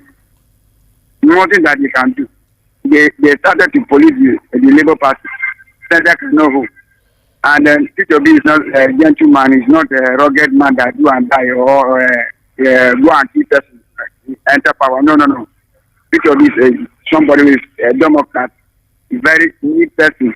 His record is always stick with him. I was a APC supporter in 2015. When I saw this rubbish, I said, is that what I was voting for? Is that what I convert people to go and vote for? I withdraw myself. Waiting make me hate Buhari till he die. When he said he teach Igbo people with the word they will understand. From that day, I become hater of Buhari that I love. I don't tolerate nonsense. That is why I'm anywhere to go. I'm with you. If you didn't contest, I will not vote.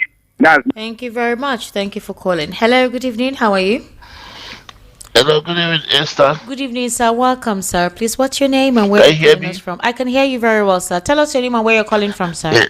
Esther, I greet you two gentlemen. Thank you. Lawa and Tony Bata. Good evening, sir.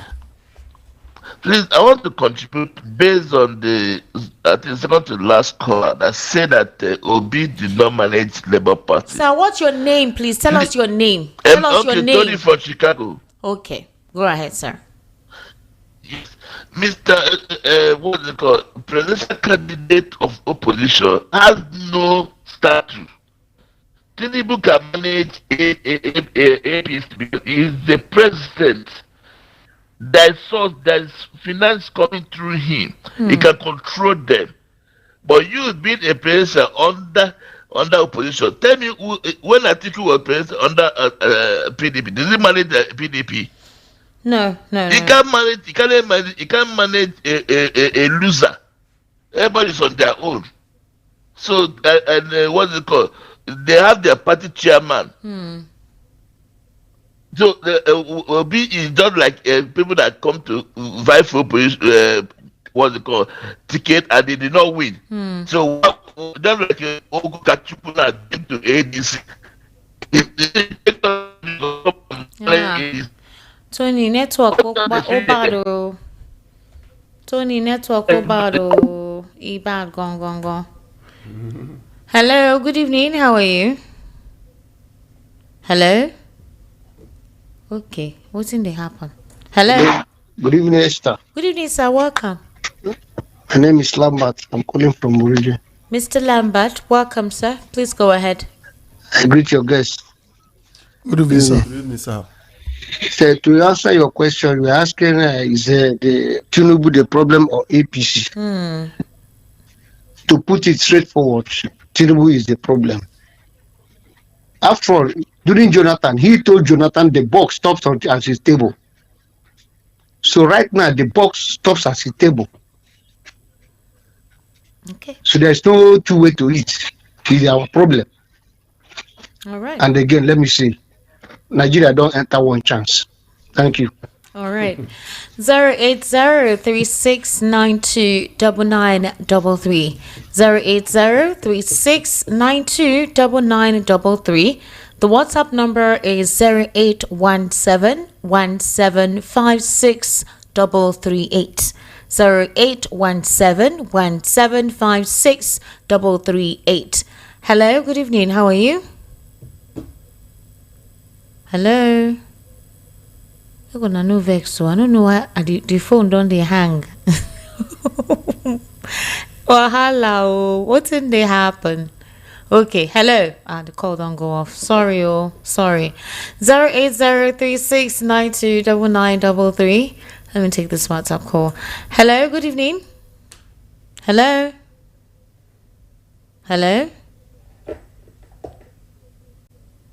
Okay, I don't know what is going on. The phone is hanging. I can't pick it. Hello. Thank God, finally. Hello. Hello, good evening. Can you hear me? Yes, good evening, sir. Welcome. Yeah, very good. My call went through now. My name is Oscar. Your name is what, sir? My name is Oscar. I'm calling from Judiciary. You sound very low. Yeah, good to hear from you. Hello, sir. I can't hear you well. Can you hear me now? Yes, I can hear you now. What did you say your name is?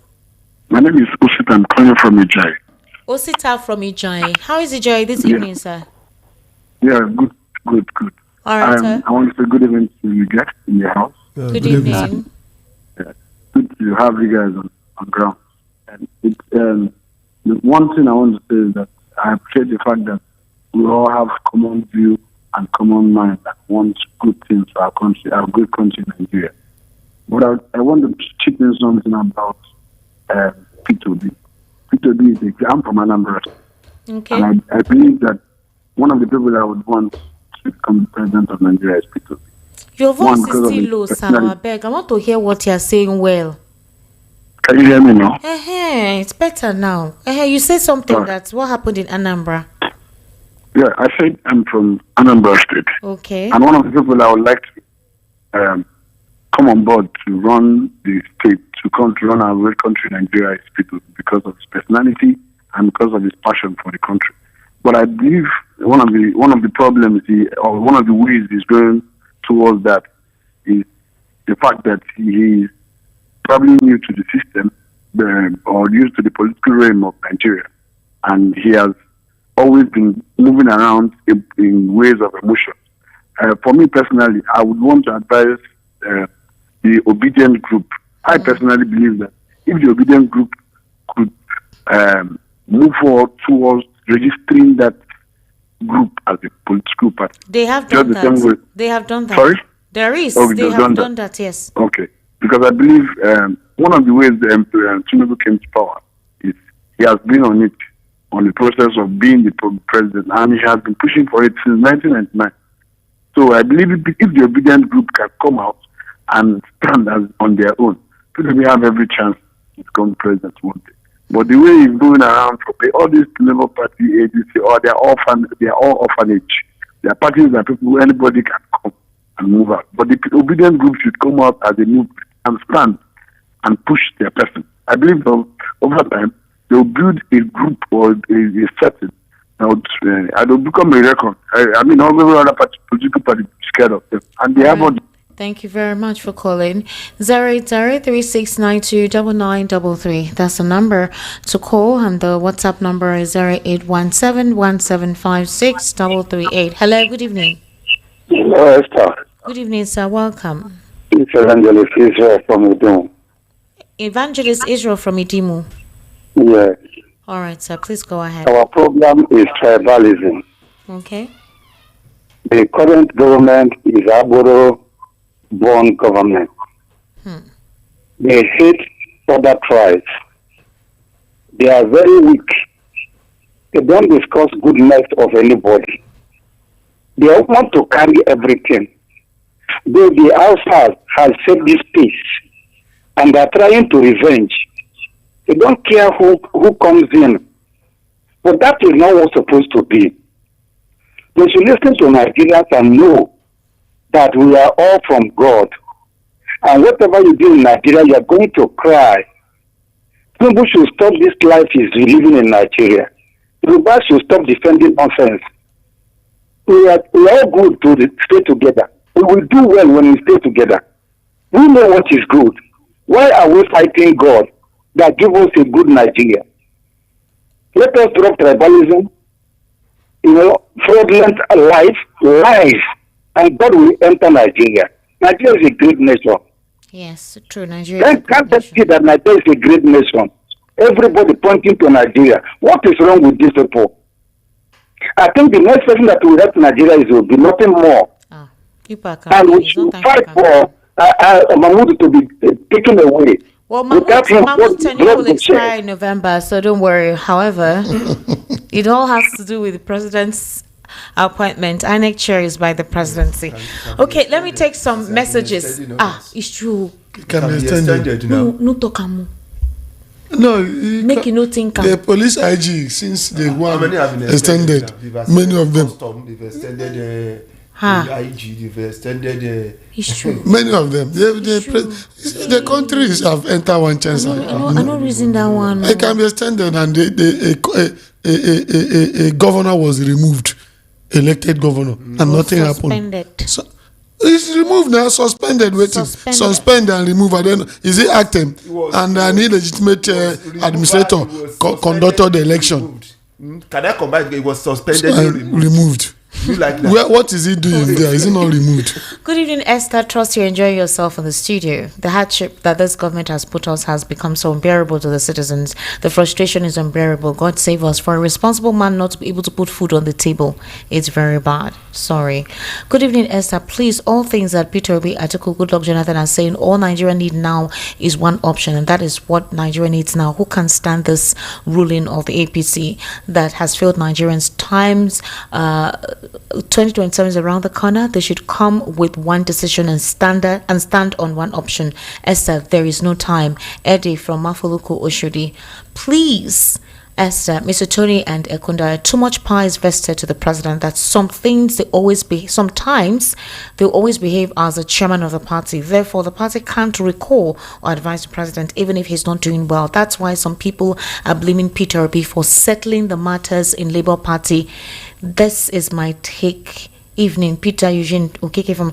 Are you saying settling the matter or not settling? Which one? Peter Eugene, please resend your message. I don't understand what you sent. I don't think Jonathan should come back. 2027 should be between Peter Obi and Tinubu, and I am 100% sure of Peter Obi's victory by Tochukwu Benedict from University of Lagos, Unilag. Are you sure? Don't be too sad to know. If you're saying what is happening now, must everything be about an agenda or necessary narratives? I don't get how the bill of age restriction for presidency is supposedly to target certain people and favor another. Good. Mr. Tony used his mouth to confess that Nigerians are very horrible people. You cannot separate the irresponsible attitude of some Nigerians from the political class. Before they get to political position, they have the corrupt, biased, greedy, and tribalistic mindset of an ordinary ordinary Nigerian. If you make a 20, 30 or 40-year-old president, it wouldn't change anything because it possesses attributes of the mindset. Oh, wow. You guys, your call is disrupting my messages. And I was reading one, and that message, I think that's from Tay. Okay. Good evening. The bragging to tell how President Tinubu, has dealt with the seeming illiterate voters is not how to govern. They can only thrive their insincerity when they have spoiled the scene. These seeming illiterate voters easily forgive and forget because of their poverty that they have been put into. Look, as a governorship candidate of the National Party of Nigeria in Oyo State in 1979, Chief Akinjide had calls to join issues with the candidate of the Unity Party of Nigeria, Chief Bola Ige, on the free education program of his political party in a television debate. In dismissing the program, Chief Akinjide said that a similar policy implemented by the Obafemi Awolowo regime in the Western region in the 1950s had produced armed robbers and letter writers. In a rather caustic tone, Chief Bola Ige had asked Chief Akinjide if the educated members of his family who had benefited from the program were armed robbers and letter writers. Infuriated by the question, Chief Akinjide demanded an apology from Chief Bola Ige and walked out of the debate when Chief Bola Ige neither withdrew the question nor apologized. We therefore challenge you. Aren't the supporters of the incumbent armed robbers and letter writers? Tojuku Adele Thompson from Abanikoro. Good evening, Esther. Good evening, my brother, Ekandaya, and Mr. Tony Mbata. The man that called last talking about tribalism is among the people propagating disunity in this country. Henry from Festac. Good evening, Esther. Nigerians should protest for electoral reforms, or Nnamdi Kanu should be released immediately. King from Lagos. Nigeria is going to be going and gone unless this man that stays as our president now and all their companies are removed out of power. We need the future generations and not these old people. Thanks and God bless our country. Mr. Fred from Orili. Okay, Mr. Fred. Good evening, Esther. Please, all things that Peter Obi, Atiku, Goodluck, Jonathan are saying is that, okay, I think I've read this message. I think I've read this. All right. This person says, as far as I'm concerned, I don't believe in this government anymore. Good evening, Esther and the guests in the house. The only reason the speculation about Jonathan running for president come 2027 is generating a lot of conversations because of the North interest looking for someone outside President Tinubu to run just one term and hand over to the North. Since constitutional, Jonathan fits in their permutation. That's why the clamor for Jonathan's presidency. Ike from Ikotu. Good evening, VAP. To answer Esther Nwachiko's question about calling President Tinubu to order and widespread hardship, the Bible offers insights in Psalms 11:3. If the foundations are destroyed, what can the righteous do? In the context of Nigeria's current political landscape, it's challenging for members of the ruling party to call President Tinubu to order since he's the party's leader. They seem more like servants than equals to him. As for Bashir El-Rufai's threats against President Tinubu, they appear to be empty. Tinubu's agents, EFCC, DSS, will soon respond accordingly. It seems El-Rufai underestimates Tinubu's influence. He should go back home and ask his father who Tinubu is. Regarding the closed-door meeting between Goodluck, Jonathan and Peter Obi, they have every right to meet. However, if I were to advise Jonathan, I would suggest he avoids contesting against President Tinubu in 2027, as it's unlikely he would win. Instead, Jonathan should prioritize maintaining his dignity. Mr. Ogumbi from Idimu. Esther, can you please call the studio number very slowly? All right, okay, I will call it when it's time. Okay. This person says, good evening, Esther, to you and the analysts in the studio. I opened my YouTube to look at the faces of your guests and observe that they are experienced political analysts. All right, thank you very much. Goodluck Jonathan is not going to run. Even if he decides to run, he will lose because he's the person that put Nigerians into this mess we're into. Onoha Michael from Greenfield Estate, Ago. Good evening, Esther and our brothers there. Esther, I saw 3-horse race between Tinubu, Jonathan and Obi. At the end, there will be a runoff between Tinubu and Obi on the 27th of March, 2027. And eventually, Obi becomes Nigeria's president. It's a vision in a mission. I'm Pastor Chooks from Ajogun. Okay, we'll keep visioning. Good evening, gentlemen and lady. I'm Patrick from Ojo, Lagos. I think the problem of this country is not the APC, but the president. Esther, good evening. Please, where is Wike Chooks from Isheri? Were you not here yesterday? Okay, APC's G3 of ADC is laughable. Which ADC? Okay, good evening, Esther. Good job. Arabashala is not opposing Tinubu because of Nigeria, but because of his own selfishness and stubbornness after running out of favor. Obi is a well-known liar, someone who claimed to build schools and Anambra teachers busted into laughter because he was lying. He couldn't pay salaries as a governor. He wants to wrestle power with Tinubu, who started payment of 13th month salary to workers in Nigeria as the governor of Lagos. Look at El Rufai, the man who started payment of money officially to terrorists. Or is it Atiku that said he needed only $10 billion to develop Nigeria and he will raise the money by selling all national assets? He said this openly on TV. Or do you know who uses all his loot to buy expensive cars? Those are the clowns that want to compete with an astute administrator like Bola Tinubu. Okay, well done. Who refused to disclose his identity and his academic qualification, paying millions of dollars, and also lobbying the France president and all the rest of them to beg Americans not to review his academic qualification. From Barrister Deko Oluwaseyi Solomon, Queen Esther, all the system is decay just because there is no merit in all we do, particularly with the public sectors. Not all judges are corrupt. Esther, poor remuneration contributes to the collapse of the system. A level 12 police officer earns less than 200,000 as salary, so what do you expect? Esther, I can bet with my life. The Senate president, okay, let's close this. The Senate president is not in a way better than me. Even if I have traveled to Europe, we know what is happening. It is our system. Take, for instance, the case of Ikweremadu. If it was in Nigeria, he committed that offense, he will still be driving his J-Wagon all over the country. Our laws are not working. As a lawyer, I mostly argue my case with the facts rather than law, because the person whom I appear before may not interpret the law. Interesting. Esther, if you travel around the country, you will know that we are blessed, cursed nation. Esther, whatever anybody likes, let them smoke. Nature does not tell lies. It will catch up on them one day. Esther, let's assume you studied communication in Unilag and truly you attended Unilag. How will you feel if someone goes to Punch and says you never attended Unilag? Oh, I have all my certificates, my documentation, my NYSC, everything is with me intact. My BSc, how much you pay money for them not to show it? With me, so and you're calling him a president. In fact, my lecturers know me everywhere. You know your lecturer, you know your student. So you know your matric number. But if you keep quiet, just mention 2 or 3 of your colleagues, or maybe mention them. Colleagues, my lecturers. Just mention 2 lecturers. They will tell you, yes, you attended my class. Someone is paying millions, lobbying, going to France for them to not to open up. And who will invest in Nigeria? Doctor. When your president is busy covering all these things. Okay, there are many people in national states. Oh no, please, my lecturers, please, let's not even start. Or Professor Sunday. Oh my God. Or Professor Ogwezi. I'll beg. No printer to print his work in the office. No photocopier machine. Unpaid hours. No leadership training. I rest my case. All right, well done. Good evening, everyone. Esther, I and my neighbors are having a meeting tomorrow concerning NEPA bill. I said I will not pay, but they said I must. So please, guys in the studio, should please help me out with DSS phone number. So they'll be there tomorrow. Yes, they are not arbiter. They have to take on the matter. Ambassador Philip Sono. Because DSS should be now. should be doing all this thing for us. Welcome, sir. Yeah. Happy Friday. The same to you. How are you? I'm alright. Money is the cocoa.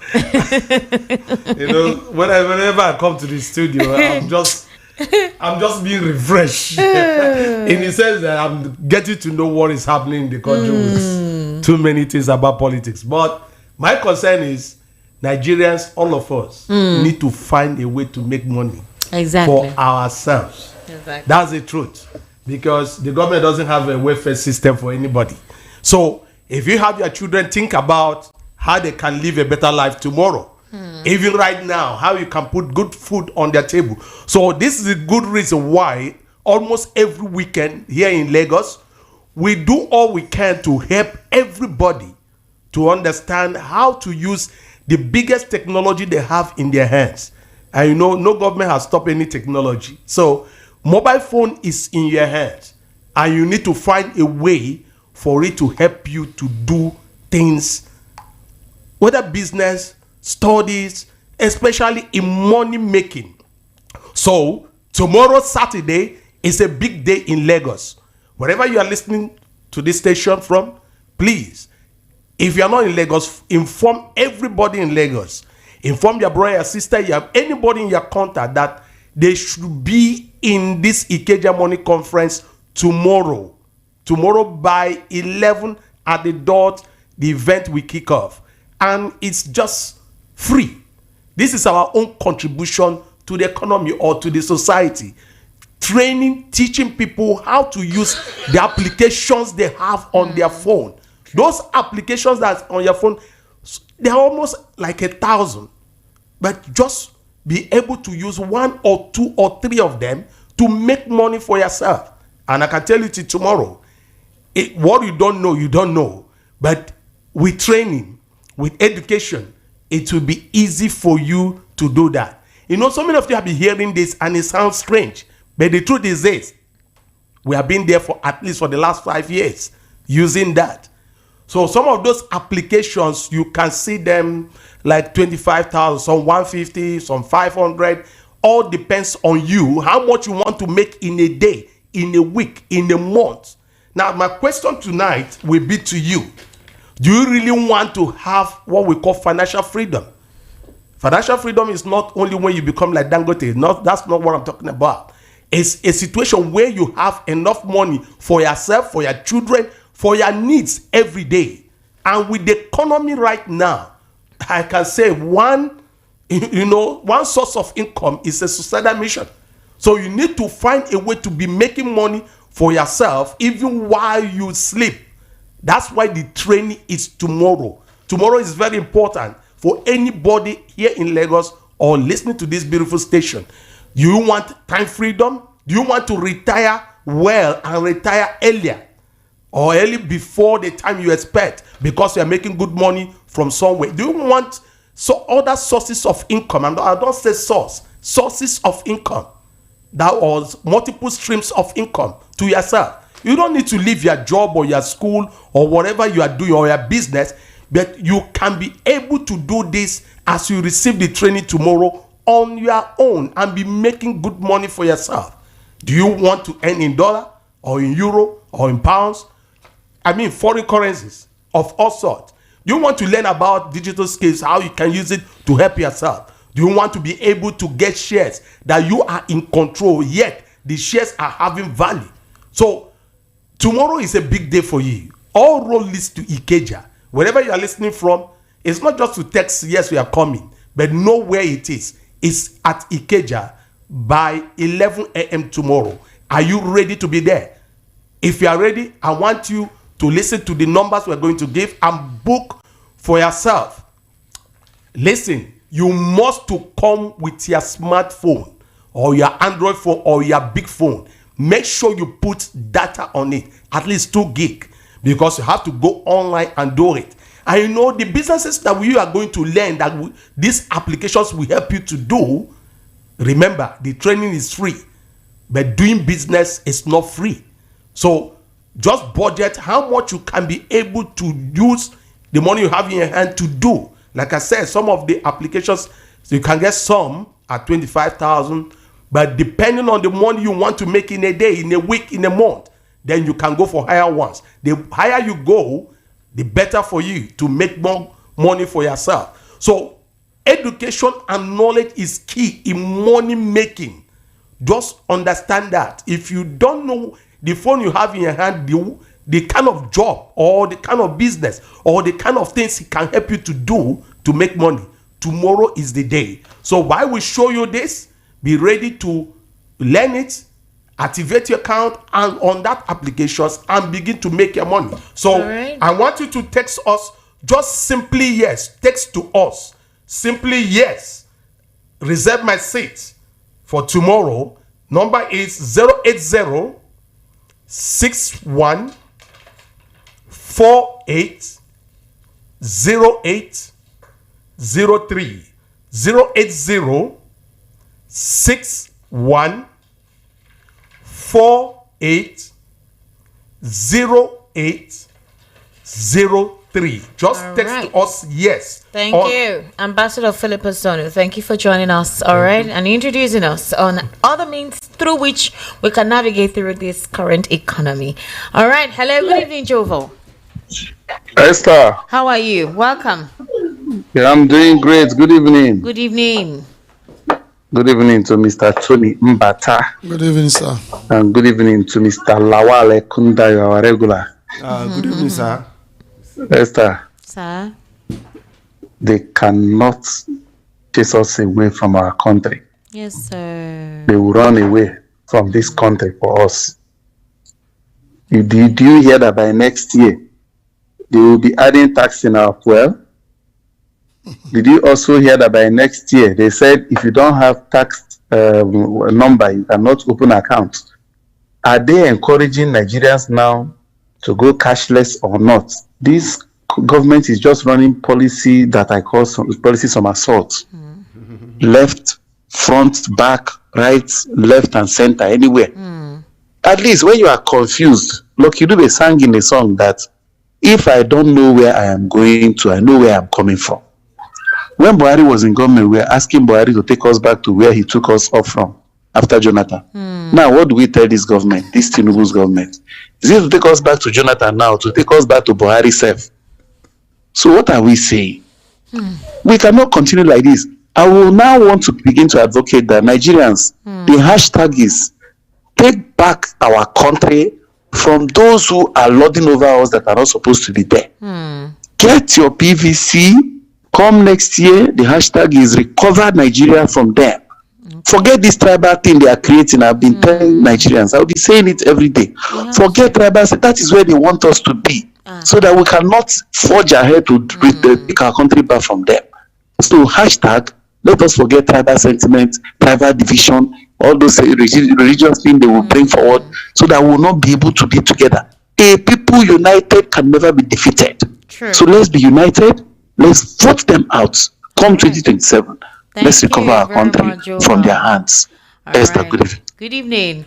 Good evening, VOP. If not VOP media, many Nigerians would have died in high blood pressure. If not social media like VOP, many Nigerians would die without expressing their feelings. Long live VOP. Lars Chikwendo from Oshodi. Well done, Lars. Esther, good evening. You see, Goodluck Jonathan was used to divide vote with Obi in order to give way for Tinubu in 2027.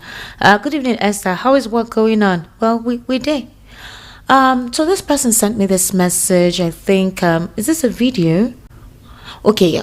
So apparently there's a reality group calling for amnesty on Imo State Maximum Security Custodial Center, Kirikiri, Lagos. That the list of long stayed and oldest inmates from Imo State on death row who are in Maximum Security Custodial Center. Anthony Iheanacho, 25 years spent in prison, 16 years on death row, 13 years in awaiting trial, all 29 years.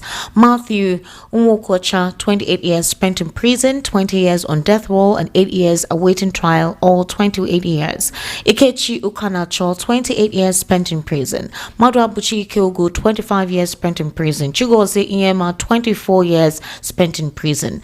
The inmates of Imo State are condemning the condemned convicts are remorseful, pleading for forgiveness, mercy, and pardon, and the reality groups are pleading on their behalf to the Imo State governor to please grant amnesty to them, like other states have been doing, like Ondo, Ogun, Osho, Lagos, Kano, Katsina, and Nasarawa. Mr. Tony Mbata. Yes, it's one thing. Has Imo State ever granted amnesty? I've not had it. I've not had it. I think it was time for some back that did it. 29 years. They should. 28 years spent in prison. Some are in death row. It hasn't happened. Awaiting trial. Nothing. They should. Everybody deserves a second chance. No, but if those are merited it. That one is different. If you have to do. One of the ones that have been awaiting trial for years. That's why. Though, if that is one thing, is this: those who have been awaiting trial for a long time, they have to be paid compensation by the government now, because you can't keep somebody like that for years. 13 years. Hello. Good evening, sir. Good evening, Tony. Welcome. Good evening, my name is Obina, calling from Edigo. All right, Mr. Obina, please go ahead. Esther, if you believe me, there is some people in this country that there is bone in their water than drink. What did Nnamdi Kanu said that other Nigerians have never said? There is a man from North that say Araba. What does it mean? Let us share the country. Is it not that the same statement the main statement that Nnamdi Kanu made that keep him in prison up till now. The Yorubas have said it. Some people in Yoruba have said it. Let us share the country if we cannot. Erufai said the same thing. The son said the same. The son said the same thing. But they are walking free. Exactly what Nnamdi Kanu said. That's the reason why I'm telling you, some people in this country, there is bone in the water they drink. There is bone in their water they drink. Because I don't see the reason why other people will be making the same statement. One man said it, and you keep him in prison up to today. It's not good. It's not good. Thank you very much. Thank you. Today, according to the speaker, we heard a voice concerning the judicial system in Nigeria. The Nigerian structure is not helping the judiciary's process, still not hitting the nail on the head. Later, she said the judiciary is the only institution that can kill or can bring back life. But my own view is that the judiciary is the last hope of equity and fairness in structuring the system that we deserve in the democratic setting. All right. Thank you very much for your message. Good evening, Esther. You talk your program. Okay. Thank you very much. Esther, good evening. I greet your guests. This is one of the reasons why having the multitude of citizens cry out at every bad policy of the government, every anomaly in the polity or rot in any sector, the dust raised by the charade the INEC conducted in 2023 general election. I love the way Nigerians expressed their displeasure over it. Listening to Justice Kikere Okun, because I know that voice note was you played is her voice that shows why we should not hold our peace when things are going wrong. My name is Gabriel from Ikorodu. Hello, good evening. How are you? Good evening, Esther. Good evening, sir. Welcome. Gabriel from Ecuador. Okay, Gabriel, I just read your namesake's message. Please, Gabriel, where are you calling from? Oh, this is another Gabriel. Hello? This is another one. That's what I'm saying now. I'm just telling you that I just finished reading your Gabriel's message. Where are you calling from? From Egbeda. Or from Egbeda. Please go ahead, Gabriel. The issue we're having here is the INEC, Judiciary, and also the police.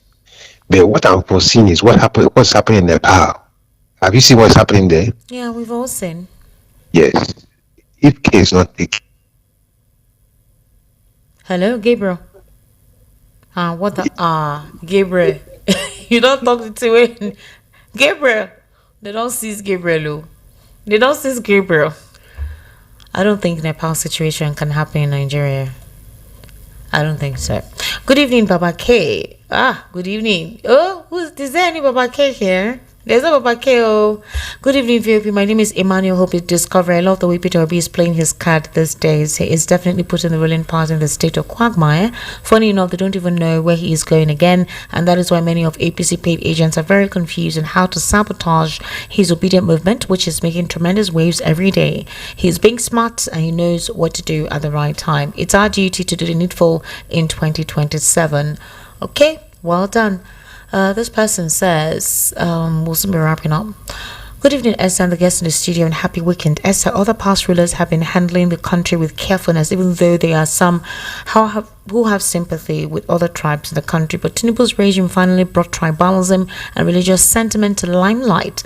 As far as I'm concerned, APC is indeed a terrorist organization, according to the Canadian court. We all know that devil is the father of all lies, but APC is now contesting with the devil to know who will carry the Champions Cup of fathers of all liars. But at the end, APC lifted the cup. Esther, mark my words today. Dangote as a private organization, as we're being told. Esther, all your former rulers and president have share with Dangote. So Tinubu is trying to identify himself as a member. Wow. Okay. Good evening, Esther. For me, the APC is a problem of Nigeria, not Tinubu, as I want to lay credence to what Peter Obi said, that the way political leaders emerge could be traced to how the political parties arrange their primaries to produce their candidates for different offices. And this is from Larry. Good evening, Esther. The problem is the president because everything stops at his desk. The subsidy gun pronouncement by President Tinubu in his inauguration day was part of the speech prepared for the president. That pronouncement brought Nigeria to her knee today. Remember what late President Buhari said, that suppose he removed subsidy, APC would have not won in 2023. The president is a problem, not APC. Benjamin from Shogunle. Mr. Tony Mbata, in a minute, what's your final take? My final take is that Nigerians should not give up hope, because any man that give up hope is ended. We will take our country back. Nigerians should wake up from sleep. We are too docile. we are too docile. All right, Mr. Another thing Lawal. is that I've been saying that. Now I want to say something different. Okay. These judges that will come when it is retirement is when they will start speaking the truth. And they are being economic to truth. You listen But to when what they she are in was the office, saying. when they need to execute truth, They will not. They will not execute truth. Tell When us- they now leave tell office, us they will what now is start and. telling us the truth. But you are in office now. You could have executed the truth when you are in office, because that is what you sworn to do. Jonathan But will say God do. They should start executing the truth inside. When you are there, that is where you can be recognized to be person who is speaking the truth. Second, I need to speak to doctors. You sworn to protect lives. You sworn to protect lives. That is what you sworn to protect. Okay. So even when you are on strike, emergency cases, you don't have excuse not to treat emergency cases. Even when you are on strike, you don't have excuse. They are taking cue from the presidency. Why they do this? When the president cannot uphold the constitution of the Federal Republic, other people will not do it. The whole thing start from the top. You could have just said, okay, on emergency treatment only, we are on strike. It's only emergency treatment that we'll be dealing with. That would have been better. We'll be able to support you. But when you are doing all these things in which you just shut down everything, and Nigerians are, how do you expect us to support you? All right, ladies and gentlemen, thank you for being part of the conversation this evening on the Evening Rush. Mr. Tony Mpata, I sincerely appreciate you. Thank you. Mr. Lawal Akunda, I sincerely appreciate you. I hope we're coming together on Sunday, right? Because we're going to be discussing strictly politics, and quite a lot has actually transpired in the political scene. I didn't want to diverse all of that on the conversation this evening. We're going to be unpacking them on the political spotlight on Sunday.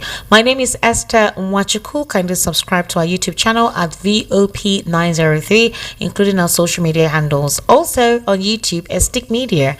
ESTIQMEDIA. Kindly subscribe. Quite a lot of interesting conversations right on there. On Facebook, it's Esther Wachuku. On Instagram, Esther Nwaz, ESTANWAZ. And on Facebook, Esther Wachuku. Twitter at Esther Wachuku. Mr. Tony Mbata? Chima Mbata, Facebook. And all right. TikTok, Comrade Tony Mbata. TikTok. Since they said that Chinese people are spying on us, I refuse to open TikTok account. Go ahead. Yeah. Lawal Akunda on Facebook. All right. Do have yourself an amazing evening, and see you on Sunday. Enjoy the rest of our programming right here. Good night.